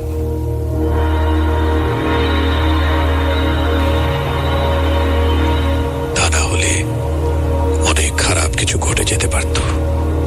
কোনোদিন এই সময় তোমরা শাবক করাতে যাবে না, গেলে অবশ্যই দিনের বেলা যাবে। তারপর হুজুরের কথা শুনে ভয়ে সেদিন আমরা আর ওই বিলে শাবক করাতে যাইনি। তো এই ছিল আমার ঘটনা। গুছিয়ে লিখতে পারলাম না, আসলে ঘটনাটা অনেক আগে তার কাছ থেকে শুনেছিলাম। আসলে আমরা বেঁচে থাকতে প্রিয় মানুষগুলোর গুরুত্ব বুঝি না বা মূল্যায়ন করি না। যখন সেই প্রিয় মানুষ এই পৃথিবীতে আর থাকে না, তখন আমরা বুঝতে পারি তার গুরুত্ব কত ছিল, বা আফসোস করে মানুষটিকে দেখেও কেন না দেখার ভান করে চলে গিয়েছি, বা তাকে কেন সময় দেইনি। এই কঠিন পৃথিবীতে ব্যস্ততার দোহাই দিয়ে আমাদের চারপাশে কত প্রিয় মানুষগুলোই না আমরা হারিয়েছি। এই জন্য আমরা যতটুকু সম্ভব এই ব্যস্ততার শহর শেষ করে কিছুটা সময়ের জন্য হলেও প্রিয় মানুষগুলোর সাথে যেন একটু আনন্দময় মুহূর্ত কাটাতে পারি। কার জীবনে বেঁচে থাকার সময়টা অনিশ্চিত, কে কখন চলে যায় কেউ বলতে পারি না। যার কাছ থেকে ঘটনাটি শুনেছিলাম সে 1 মাস আগে মারা গিয়েছে। তার জন্য সকলেই দোয়া করবেন, আল্লাহ যেন তাকে বেহেশত দান করে। সকলেই ভালো থাকবেন, সুস্থ থাকবেন, স্টে সেফ।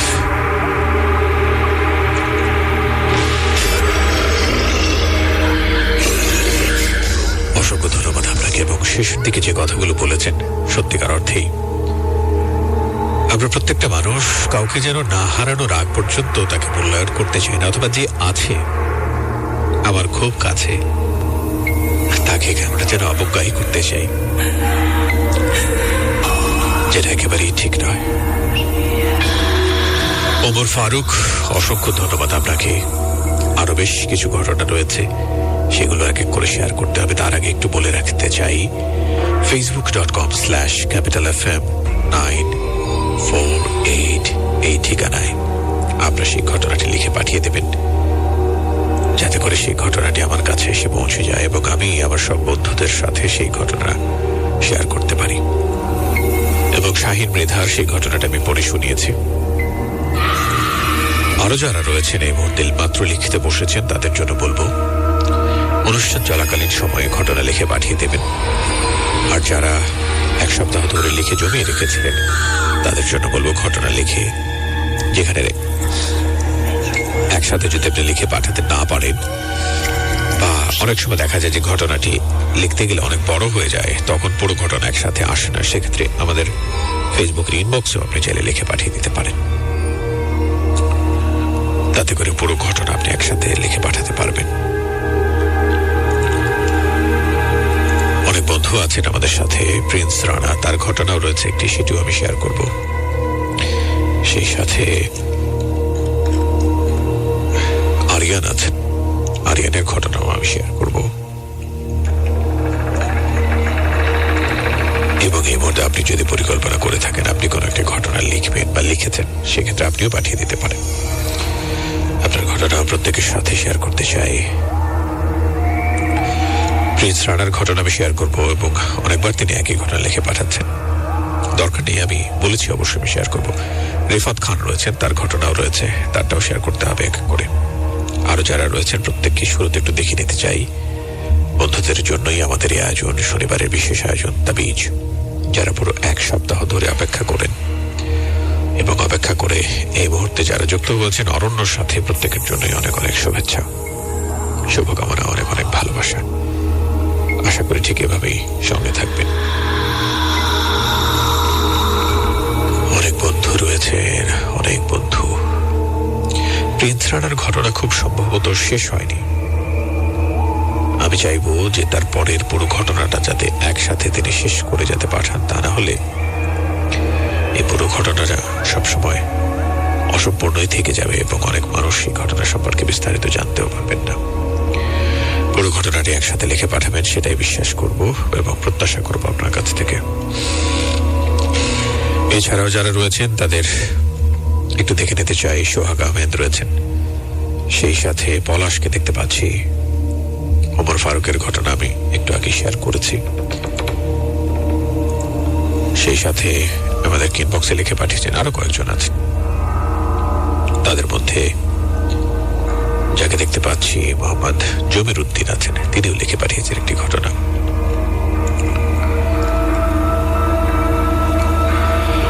জমির উদ্দিনের ঘটনাটি এবার একটু শেয়ার করি, তারপরে আমাদের আরো অন্যান্য বন্ধু শেয়ার রয়েছে, তাদের ঘটনাও এক এক করে শেয়ার করতে হবে।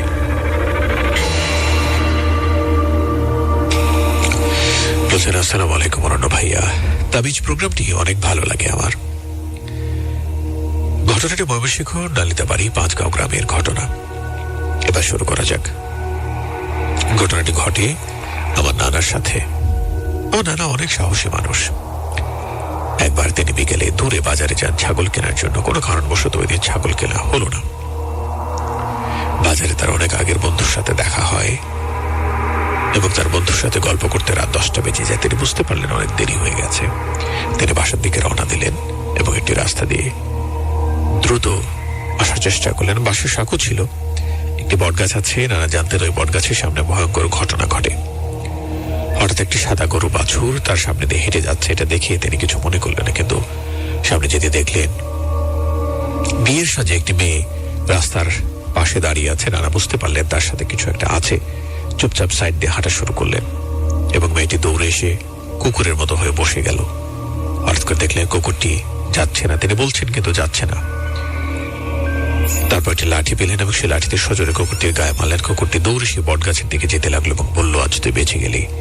গাছের ডালে তারপর মিশে গেল। এই ঘটনাটা বোধহয় গত সপ্তাহে আমি পড়েছিলাম। যাই হোক, আরো একটি ঘটনা আছে ছোট্ট করে তিনি পাঠিয়েছেন, সেগুলো একটু পড়ে শোনাতে চাই। বলছেন যে আসসালামু আলাইকুম ভাইয়া, তাবিজ প্রোগ্রামটা আমার কাছে ভালোই লাগে, কারণ এখানে মানুষের সাথে ঘটে যাওয়া ভয়ঙ্কর মুহূর্ত আপনি সকলের সাথে শেয়ার করেন। আমার নাম জমির উদ্দিন। আজকে আমি জেঠুর সাথে ঘটে যাওয়া একটি ঘটনা শেয়ার করব এবং তিনি বলছেন নালিতাবাড়ির একটি ঘটনা। অজয়নগর গ্রামের আম্মুর কাছ থেকে তিনি সেই ঘটনাটি শুনেছেন। বলছেন বিকেলে বাজারে যান, প্রায় সকল মানুষ বিকালে বাজারে যায়। বাজার থেকে একটি ইলিশ মাছ কিনে বাড়ি ফিরছিলেন। তখন সময় প্রায় রাত 7:30 বা 8টা হবে। কিছু দূর যাবার পরে তিনি বুঝতে পারলেন কেউ যেন তাকে অনুসরণ করছে। রাস্তার দুপাশে বাঁশ ঝাড় থেকে কে যেন বলছে, আমাকে এক টুকরো মাছ দে। দাদা সাহসী মানুষ ছিলেন, তবুও তিনি এক টুকরো মাছ দিলেন এবং একটু পথ না যেতেই আবার বলছে, আমাকে আরো একটু মাছ দে। দাদা আরো এক টুকরো মাছ দিলেন, কিন্তু কিছুক্ষণ পর আবার একটা আওয়াজ আসছে, বলছে, আমাকে পুরো মাছটা দিয়ে দিয়ে। তখন দাদা বললেন, একটা মাছ কিনেছি, তোকেই কি সব দিয়ে দেব? এটা বলার সাথে সাথে দাদাকে কালো একটা অবয়ব গলা টিপে ধরে। সেই অবয়বটির কি শক্তি! দাদা অনেক শক্তিশালী মানুষ ছিলেন। তারা দুজনে অনেক সময় গড়াগড়ি করলেন। এক পর্যায়ে সেই অবয়বটি মাছটি নিয়ে চলে যায় বাঁশ ঝাড়ে। দাদা বাড়ি চলে আসেন। প্রায় 1 সপ্তাহ তিনি গোসল করতেন আর শরীর থেকে কালো আঠার মতো কিছু বের হতো। 1 সপ্তাহ পর সব ঠিক হয়ে যায়। এই বাঁশঝাড়ের সামনে নাকি এরকম ঘটনা প্রায়ই ঘটে। ধন্যবাদ ভাই এই ঘটনাটি পড়ে শোনানোর জন্য, অসংখ্য ধন্যবাদ আপনাকে এই ঘটনাটি লিখবার জন্য। নিশ্চয়ই একজন জিজ্ঞেস করেছেন, তার নাম আবু সুফিয়ান শিহাব। বলছেন যে ঘটনা কিভাবে শেয়ার করব। আপনি ঘটনা এখানে লিখে পাঠিয়ে দিন, আমাদের ফেসবুকে ইনবক্সে লিখে পাঠিয়ে দিলেই সেটা আমাদের কাছে এসে পৌঁছে যাবে। এছাড়াও ফেসবুকে যে পোস্ট রয়েছে সেই পোস্টেও আপনি চাইলে কমেন্ট করতে পারেন, যাতে করে ঘটনাটি আমার কাছে এসে পৌঁছে যায়।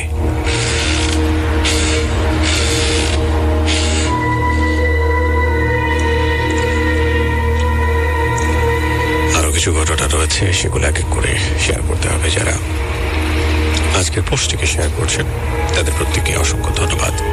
আর যারা এখনো শেয়ার করেনি তাদেরকে বলবো তাবিজের পোস্টটিকে শেয়ার করুন, যাতে করে অনেক বেশি সংখ্যক মানুষের কাছে পৌঁছে যায় তাবিজ অনুষ্ঠান সম্পর্কে তথ্যটি, এবং সবাই মিলে একসঙ্গে এই অনুষ্ঠানটিকে উপভোগ করতে পারেন।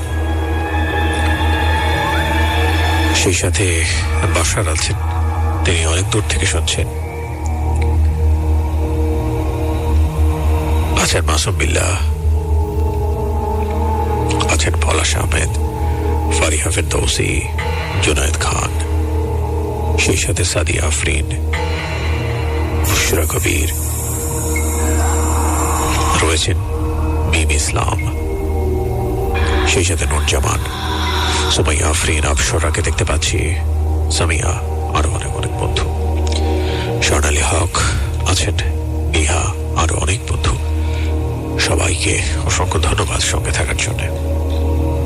এবারে যার ঘটনাটি শেয়ার করছি তার নাম আরিয়ান ইসলাম নিলয়। বলছেন, হ্যালো অরুণ ভাইয়া, কেমন আছেন? This is the first time I am listening and first ঘটনা পাঠাচ্ছি। আসলে এটা সম্ভব হয়েছে ওমর ফারুক ভাইয়ার কারণে, কারণ সে না বললে হয়তো এই অনুষ্ঠানটা আমি শুনতেই পেতাম না। Anyways, let's get to the point. ঘটনায় আসা যাক। ঘটনাটি ঘটেছিল আমাদের এলাকায় এবং আমার এক বন্ধুর সাথেই। তখন আমি অনেক ছোট, তখন আমার বয়স 8-9 বছর ছিল সম্ভবত। আমরা এলাকারই 4 বন্ধু ছিলাম। আমাদের 4 জনের মধ্যে একজন বন্ধুর নাম ছিল সাকিব। সাকিব কিছুটা বোকা টাইপের এবং ভীষণ ভীত ছিল। অল্প কোনো কিছুর আওয়াজ পেলেই ভয় পেয়ে যেত। ওর ওই বোকামি এবং ভয় পাওয়ার কারণ দেখে আমরা সবাই ওকে ভয় দেখাতাম, মজা করতাম, এমনকি ওকে ভীতু বলে ডাকতাম। ও আমাদের ভীতু ডাকটা শুনে অনেক বিরক্ত প্রকাশ করত। আমাদের এলাকায় অনেক হিন্দু বসবাস করেন, আর হিন্দুদের পোড়ানোর জন্য একটা শ্মশান ঘাট ছিল। সেই শ্মশান ঘাট দিয়ে কেউ চলাচল করতো না বা সেখানে কেউ যেত না, কারণ সেই শ্মশান ঘাটে নাকি সন্ধ্যা হলেই আচমকা ভাবে চিতায় আগুন জ্বলে উঠত এবং ঘন্টার আওয়াজ শোনা যেত। অথচ সেখানে কোনো মানুষকে দেখা যেত না। এই ভয়ে সন্ধ্যা হলে সেই শ্মশান ঘাটের কাছে কেউ চলাচল করত না। কিন্তু দিনের বেলায় সবকিছু স্বাভাবিক থাকতো। একদিন আমরা 4 বন্ধু মিলে দুপুর বেলায় স্কুল থেকে বাড়ি ফিরছিলাম। তখন আমি ওদেরকে বলি, চল আজ সন্ধ্যায় মন্ডল চাচাদের বাগান থেকে লুকিয়ে আম পেড়ে আনবো। সবাই বলল ঠিক আছে, কিন্তু সাকিব বলল যাবে না। আমরা বললাম যাবে না কেন? সে বলল আমার ভয় করে। এই কথা শুনে আমরা সবাই হাসাহাসি করতে লাগলাম এবং ওকে ভীতু বলে মজা করতে লাগলাম। তারপর সাকিব আমাদেরকে বলে, আমাকে ভীতু বলবে না, আমি মোটেও ভীতু না। তারপর আমাদের ভেতর থেকে একজন বলে, তার নাম হচ্ছে রনি। তো রনি বলে, আচ্ছা তোকে আমরা আর ভীতু বলবো না, যদি তুই একটা কাজ করতে পারিস।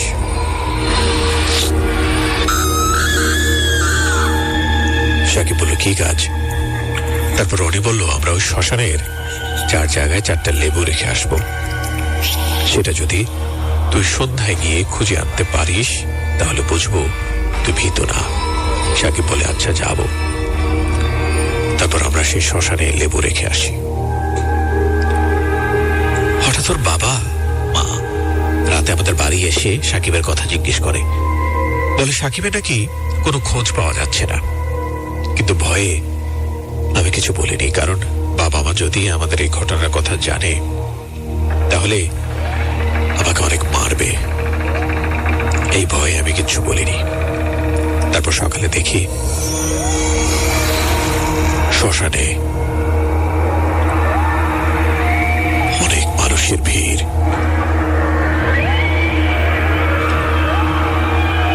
আমিও সেখানে যাই, কিন্তু গিয়ে যা দেখলাম তা দেখার জন্য আমি মোটেও প্রস্তুত ছিলাম না। দেখি শ্মশানে একটি গাছে সাকিবের লাশ ঝুলছে। এটা দেখে আমি নিজের চোখে বিশ্বাস করতে পারছিলাম না। তারপর এই ঘটনার পর থেকে সারা এলাকায় একদম নিস্তব্ধ হয়ে যায়। কোনো খেলাধুলা ছিল না, সব বন্ধ হয়ে গিয়েছিল। তার 2 মাস পর আমি গ্রাম থেকে ঢাকায় আমার নানুর বাড়ি চলে আসি এবং এখানেই বড় হয়েছি। সেই ছোটবেলার ভয়াবহ দিনটির কথা মনে হলে আজও আমার শরীরে কাঁটা দিয়ে ওঠে। মাঝে মধ্যে ভাবি, সেদিনকার হাসি ঠাট্টার কারণে যে এইভাবে আমাদের বন্ধুকে হারাতে হবে তা কখনো কল্পনাও করতে পারিনি। এই ছিল আমার ঘটনা। পড়ে শোনালে সুস্থ থাকবেন। And thanks to Arnav Bhaiya for doing this kind of program. অসংখ্য ধন্যবাদ আপনাকেও, আরিয়ান, ইসলাম নিলয়। প্রথমত বলবো, আমরা যেন আসলে কোনো বন্ধুকেই বা কোনো মানুষকেই অবজ্ঞা না করি বা ছোট না করি। আমরা যেন হয় না এমন মাঝে মাঝে বন্ধুদের সাথে বাজি ধরতে গিয়ে কিংবা বন্ধুদের সাথে একটু হাসি ঠাট্টা করতে গিয়ে এমন কিছু ঘটনা ঘটে ফেলি যার জন্য আমাদেরকে অনেক আফসোস করতে হয়। এই ঘটনাটা আমার একটা সেরকমই ছিল। সামান্য একটু ভুলের কারণে অনেক বড় ধরনের দুর্ঘটনা ঘটে গেল। তাই প্রত্যেকটা মুহূর্তে সচেতন থাকা দরকার এবং নিজের বিবেক বুদ্ধি এবং নিজের সততাকে কাজে লাগানো দরকার, যাতে করে আমার দ্বারা কখনো কারো কোনো ক্ষতি না হয়, সেটা মাথায় রাখতে হবে। শরীফ আহমেদ শ্রাবণ আছেন সঙ্গে। ভাই, আমার কাছে কিছু ঘটনা আছে, আমি বলতে চাই। নিশ্চয়ই আপনি সেই ঘটনা লিখে পাঠিয়ে দিন, যাতে করে আমাদের কাছে পৌঁছায়। ফেসবুকে যে পোস্ট রয়েছে সেই পোস্টে আপনি চাইলে কমেন্ট করতে পারেন, পাশাপাশি আমাদের ইনবক্স আপনি চাইলে লিখে পাঠিয়ে দিতে পারেন, যাতে করে এই ঘটনাটি আমার কাছে এসে পৌঁছে যায় আর আমি আমার সব বন্ধুর সাথে সেই ঘটনাটি শেয়ার করতে পারি। এবার তো একটা ছোট্ট বিরতি নেব। বিরতির পর ফিরে এসে আবার সেই রহস্যের দুনিয়ায় একসাথে বিচরণ করব। ঠিক যেখানে মাঝে মাঝে আমরা হয়তো ঘুরে আসতে চাই, কিন্তু কেউ কখনো সেই রহস্যের অংশ হতে চায় না। তারপরও এটুকু তো সত্যি, কখনো কার সাথে কিভাবে কোন ঘটনা ঘটে যায় আমরা কেউ বলতে পারি না। তাই বলি, সবসময় সতর্ক থাকুন, সাবধান থাকুন আর নিজের ভেতরের ভালো মানুষটাকে জাগিয়ে রাখুন। ছোট্ট বিরতি, ফিরছি। Capital FM. The Beat.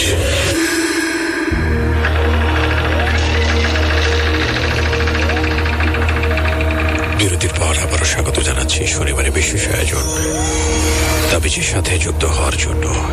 আশা করি যুক্ত আছেন। facebook.com/capitalfm 948 জয়েন করে তাবিজের যে পোস্ট রয়েছে সেই পোস্টে কমেন্ট করুন এবং পাশাপাশি আপনার ঘটনা শেয়ার করুন।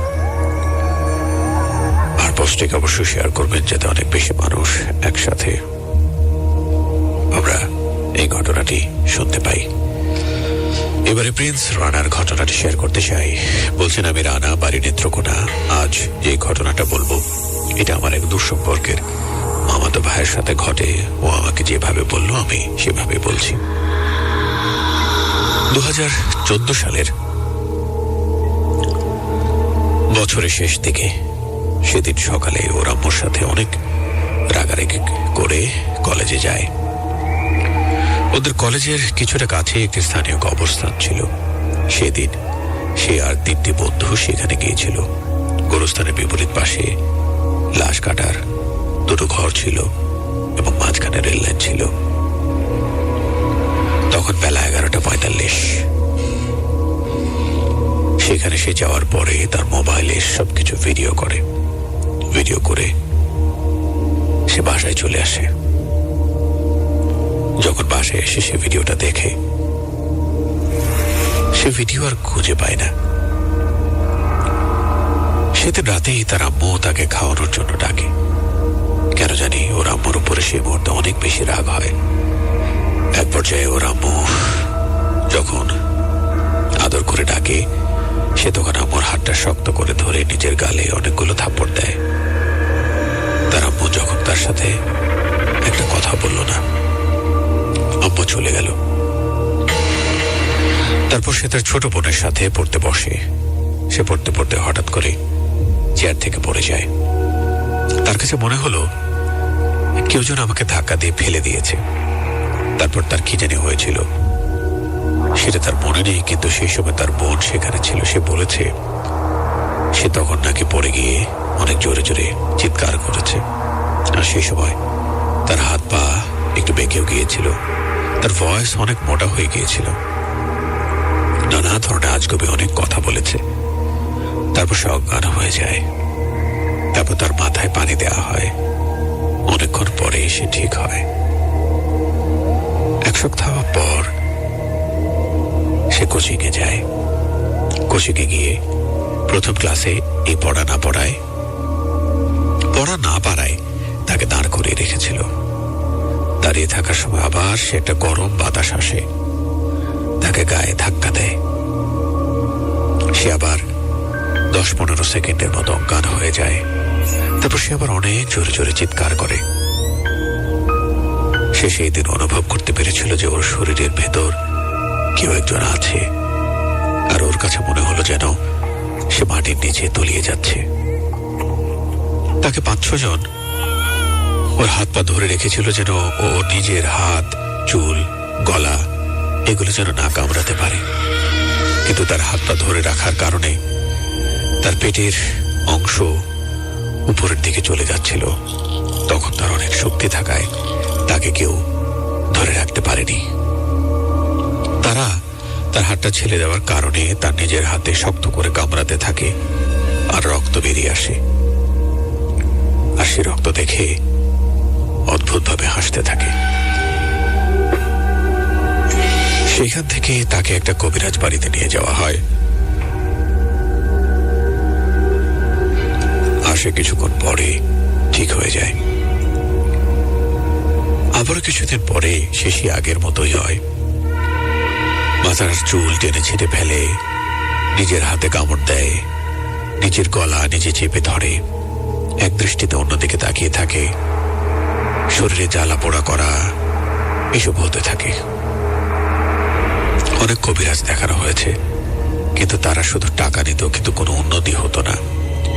ওরা সেই জন্য কবিরাজ বাদ দিয়ে ডাক্তারের কাছে যায়। হাসপাতালে যেয়েও তার একই ঘটনা ঘটে।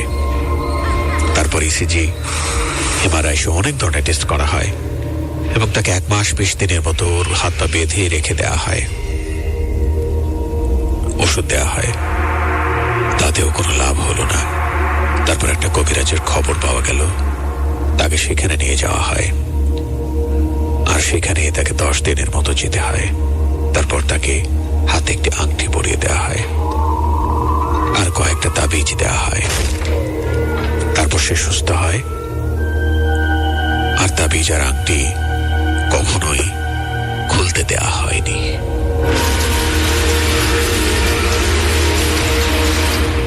গল্পটা পড়ে শোনানোর জন্য ধন্যবাদ প্রিন্স রানা, আপনাকে অসংখ্য ধন্যবাদ ঘটনাটি লিখে পাঠানোর জন্য। আরো যারা রয়েছেন সবাইকে অসংখ্য ধন্যবাদ সঙ্গে আছেন সেই জন্য। তবে এই অনুষ্ঠানটি আপনার জন্য, আপনাকে নিয়ে এই আয়োজন।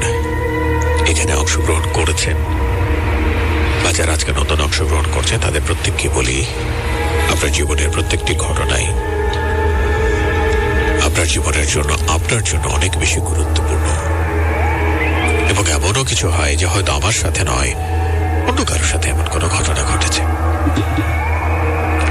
হয়তো আজকে সেটি আমার কাছে একটি ঘটনা বলে মনে হতে পারে, কিন্তু যার সাথে সেই ঘটনাটি ঘটেছে সে খুব ভালো করে জানে সেই ঘটনার তাৎপর্য আসলে কতটুকু।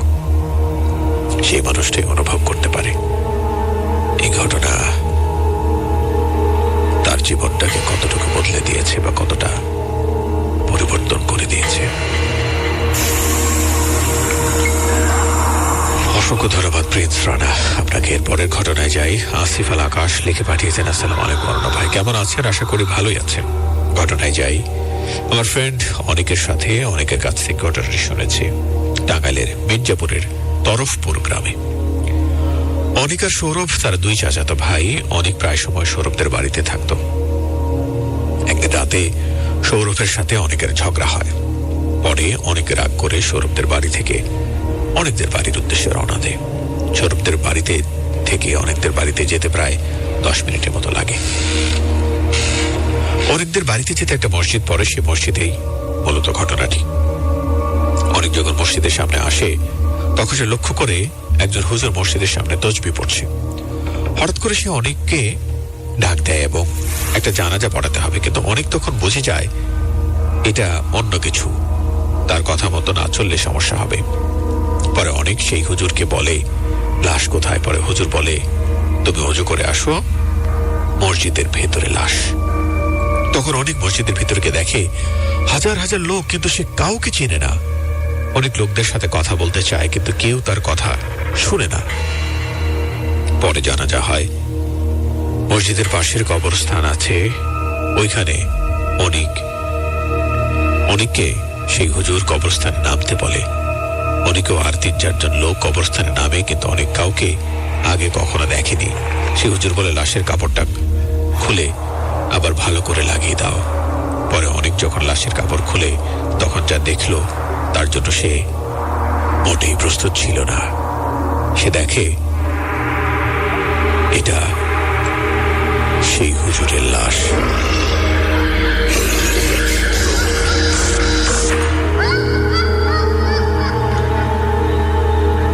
যে তাকে এত সময় জানাজা পড়তে বলল, দাফন করতে বলল, পরে এই দৃশ্য দেখে তো অনেক ভয় পেয়ে যায়। হুজুর মৃত অবস্থার খুব ঝলমলে ছিল, তার মুখ থেকে একটা আতর টাইপের সুগন্ধ আসছিল, চারপাশ মম করছিল আতরের বাসনার জন্য। পরে অনেক তাড়াতাড়ি লাশ মাটি দিয়ে দোয়া পড়ে, মোনাজাত পড়ে। হঠাৎ করে সেই হুজুর, সেই লোকগুলো অদৃশ্য হয়ে যায়। হুজুর ছিল খুব সুন্দর, ফর্সা, অনেক লম্বা। এর আগে এত লম্বা মানুষ অনেক আগে কখনো দেখেনি। অনেক বলেছিল প্রায় 1000-এর মতো লোক ছিল। মসজিদটা ছিল অনেক বড়, 3 থেকে 4,000-এর মতো মানুষ নামাজ পড়তে পারত। পরে অনেক তাড়াতাড়ি বাড়িতে চলে আসে। সকালে রাতের ঘটনা তার মায়ের কাছে বলে অনেক। এরপর মা একজন কবিরাজের কাছে নিয়ে যায় এবং কবিরাজ বলে সেই হুজুরটা একজন ভালো জিন ছিল, সে মারা গিয়েছিল। খারাপ জিনরা তাকে কবর দিতে চাইছিল না। পরে সে তোমাকে দেখতে পায় এবং তোমাকে দিয়ে তার দাফন সম্পন্ন করে এবং তার আত্মা শান্তি পায়। আসলে সে ভালো একটা জিন ছিল। পরে অনেকের আর কোনো সমস্যা হয়নি। এই ছিল ঘটনা। আজকে আপনাদের রেডিও শুনছে অনেক, ওকে শুভকামনা জানিয়ে দিন। নিশ্চয়ই অনেকের জন্য অনেক অনেক শুভকামনা থাকলো। অনেক ধন্যবাদ। আশা করি ভালো আছো এবং একজন ভালো মনের মানুষ হিসেবে সবসময় থেকো, যাতে করে প্রত্যেকেই তোমাকে অনেক ভালোবাসে এবং তোমাকে শ্রদ্ধা করে। রেফাত খান আছেন, তারপরের ঘটনা লিখে পাঠিয়েছেন। আসসালামু আলাইকুম অর্ণব ভাই, আশা করি ভালো আছেন। আমার নাম রেফাত। আমি আজকের আমার সাথে ঘটে যাওয়া একটি ঘটনা বলবো। আমার বন্ধুর নাম রিয়াজ। একদিন বিকেলে আমরা দুজন মিলে ঘুরতে যাওয়ার সময় একটা বড় পুকুর দেখেছিলাম। পুকুরে অনেক মাছ ছিল। আমরা সিদ্ধান্ত নিলাম কালকে সকালে খুব ভোরে মাছ ধরতে যাব, কিন্তু আমাদের দুজনের বাসায় কেউ যদি জানে যে আমরা মাছ ধরতে যাব তাহলে খুব রাগারাগি করবে। তাই আমরা দুজনে কাউকে না জানিয়ে যাওয়ার সিদ্ধান্ত নেই। পরের দিন খুব ভোরে রিয়াজ আমাকে ডাকতে আসে। আমি ঘড়ির দিকে না তাকিয়েই তার সাথে চলে যাই। মাছ ধরতে যাওয়ার সময় আমরা পথের মাঝে একটা দোকান দেখলাম এবং দোকানে বসে আমরা কিছু বিস্কুট খেয়ে নিলাম। তারপর আমরা হাঁটতে শুরু করলাম। হাঁটার সময় আমি কিছু বুঝলাম যে আমি কথা বলি, কিন্তু রিয়াজ কোনো কথা বলে না, এমনকি কোনো কথার উত্তরও দেয় না। আমি ভাবলাম যে সে মাত্র ঘুম থেকে উঠে এসেছে, তাই হয়তো কথা বলছে না। আমরা মাছ ধরার সময় আমার জালে 3টা মাছ আসে, তার জালে 10টা মাছ আসে। আমি কিছু সময় পর তার দিকে তাকিয়ে দেখলাম এবং যা দেখার জন্য আমি মোটেও প্রস্তুত ছিলাম না। আমি দেখলাম সে কাঁচা মাছ খায়, অনেকগুলো খাচ্ছে। আমার জানা মতো সে কখনো কাঁচা মাছ খায়নি।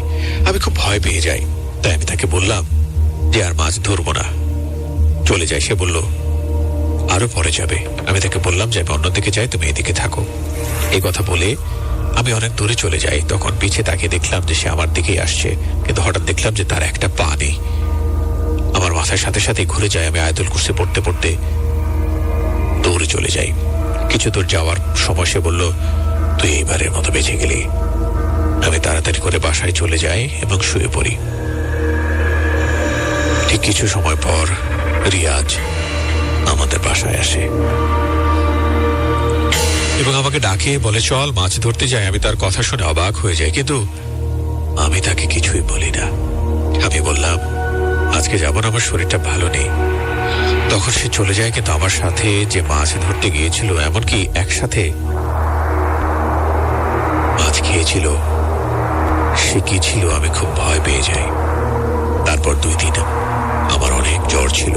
তারপর থেকে আমি আর কোনোদিন মাছ ধরার কথাই বলিনি। এই ঘটনাটি আমার দয়া করে পড়ে শোনাবেন। অসংখ্য ধন্যবাদ আপনাকে। মাঝে মাঝে এটা হয়, বিশেষ করে যারা আমরা একা থাকি বা আমাদের পরিচিত কোনো কণ্ঠস্বর যখন আমাদেরকে ডাকে, অন্তত প্রথম কণ্ঠস্বরেই যেন আসলে আমরা উত্তর না দিই বা বাইরে যেন বেরিয়ে না যাই। এই কথাগুলো মুরব্বীরা বলেন। অন্তত 2বার 3বার তার সাথে কথা বলে বা জিজ্ঞাসা করে, আলোচনা করে তারপরে বাইরে বেরোনো উচিত। এটাই বুদ্ধিমানের কাজ। শুনছেন ক্যাপিটাল FM 94.8, শনিবারে বিশেষ আয়োজন তাবিজ চলছে। সাথে আছে আরজে অরণ্য। এই ঘন্টায় বিদায় নিচ্ছি, ফিরছি নতুন ঘন্টায়। সঙ্গে থাকুন।